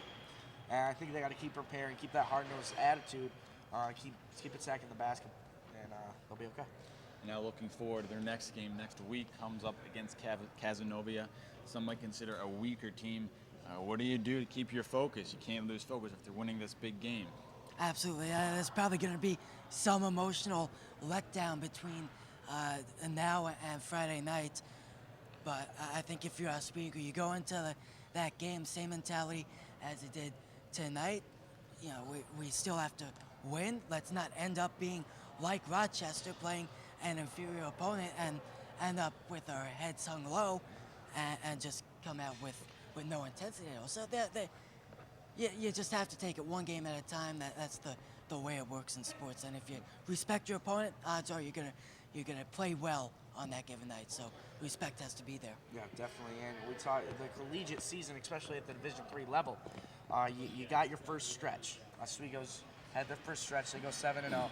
Then you go into the holiday season. You got a long break. You might have a holiday tournament here and there to keep you fresh. And then after break, like a month, you're coming back and you're getting into hard SUNYAC play. So, you know, I think it's crucial. They did what they needed to do. They're going to the break. They're going to have some downtime, a little relaxing time, but they can't lose their mentality out there.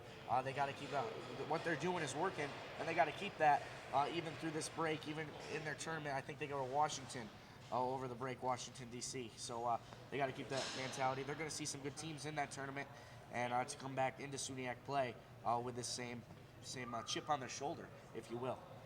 And now, real quick, do you guys foresee any tired legs becoming a problem? Lauren Nunziato played the entire game. I think that could be a problem. Real quick. I think further on in SUNYAC play, it will. Yeah, but you know, when the season's coming to an end, Oswego's got a small bench, but you know, we'll see. They do, like I said, they do have some downtime over this break. All right, and that's going to do it for our post-game show. Once again, Oswego gets their first ever win against University of Rochester. 51-43, they hold Rochester to their lowest point total since back in February 2010. The number one scoring defense does what they've been doing all year. So we saw Oswego play their game the way not the way we expect them to, but they came out and played the way they expected to. So once again, I'm Brendan Phillips, Justin Cirillo, Adam Repsick. Don't forget, WTOP 10 will have hockey starting at 6:30 tonight.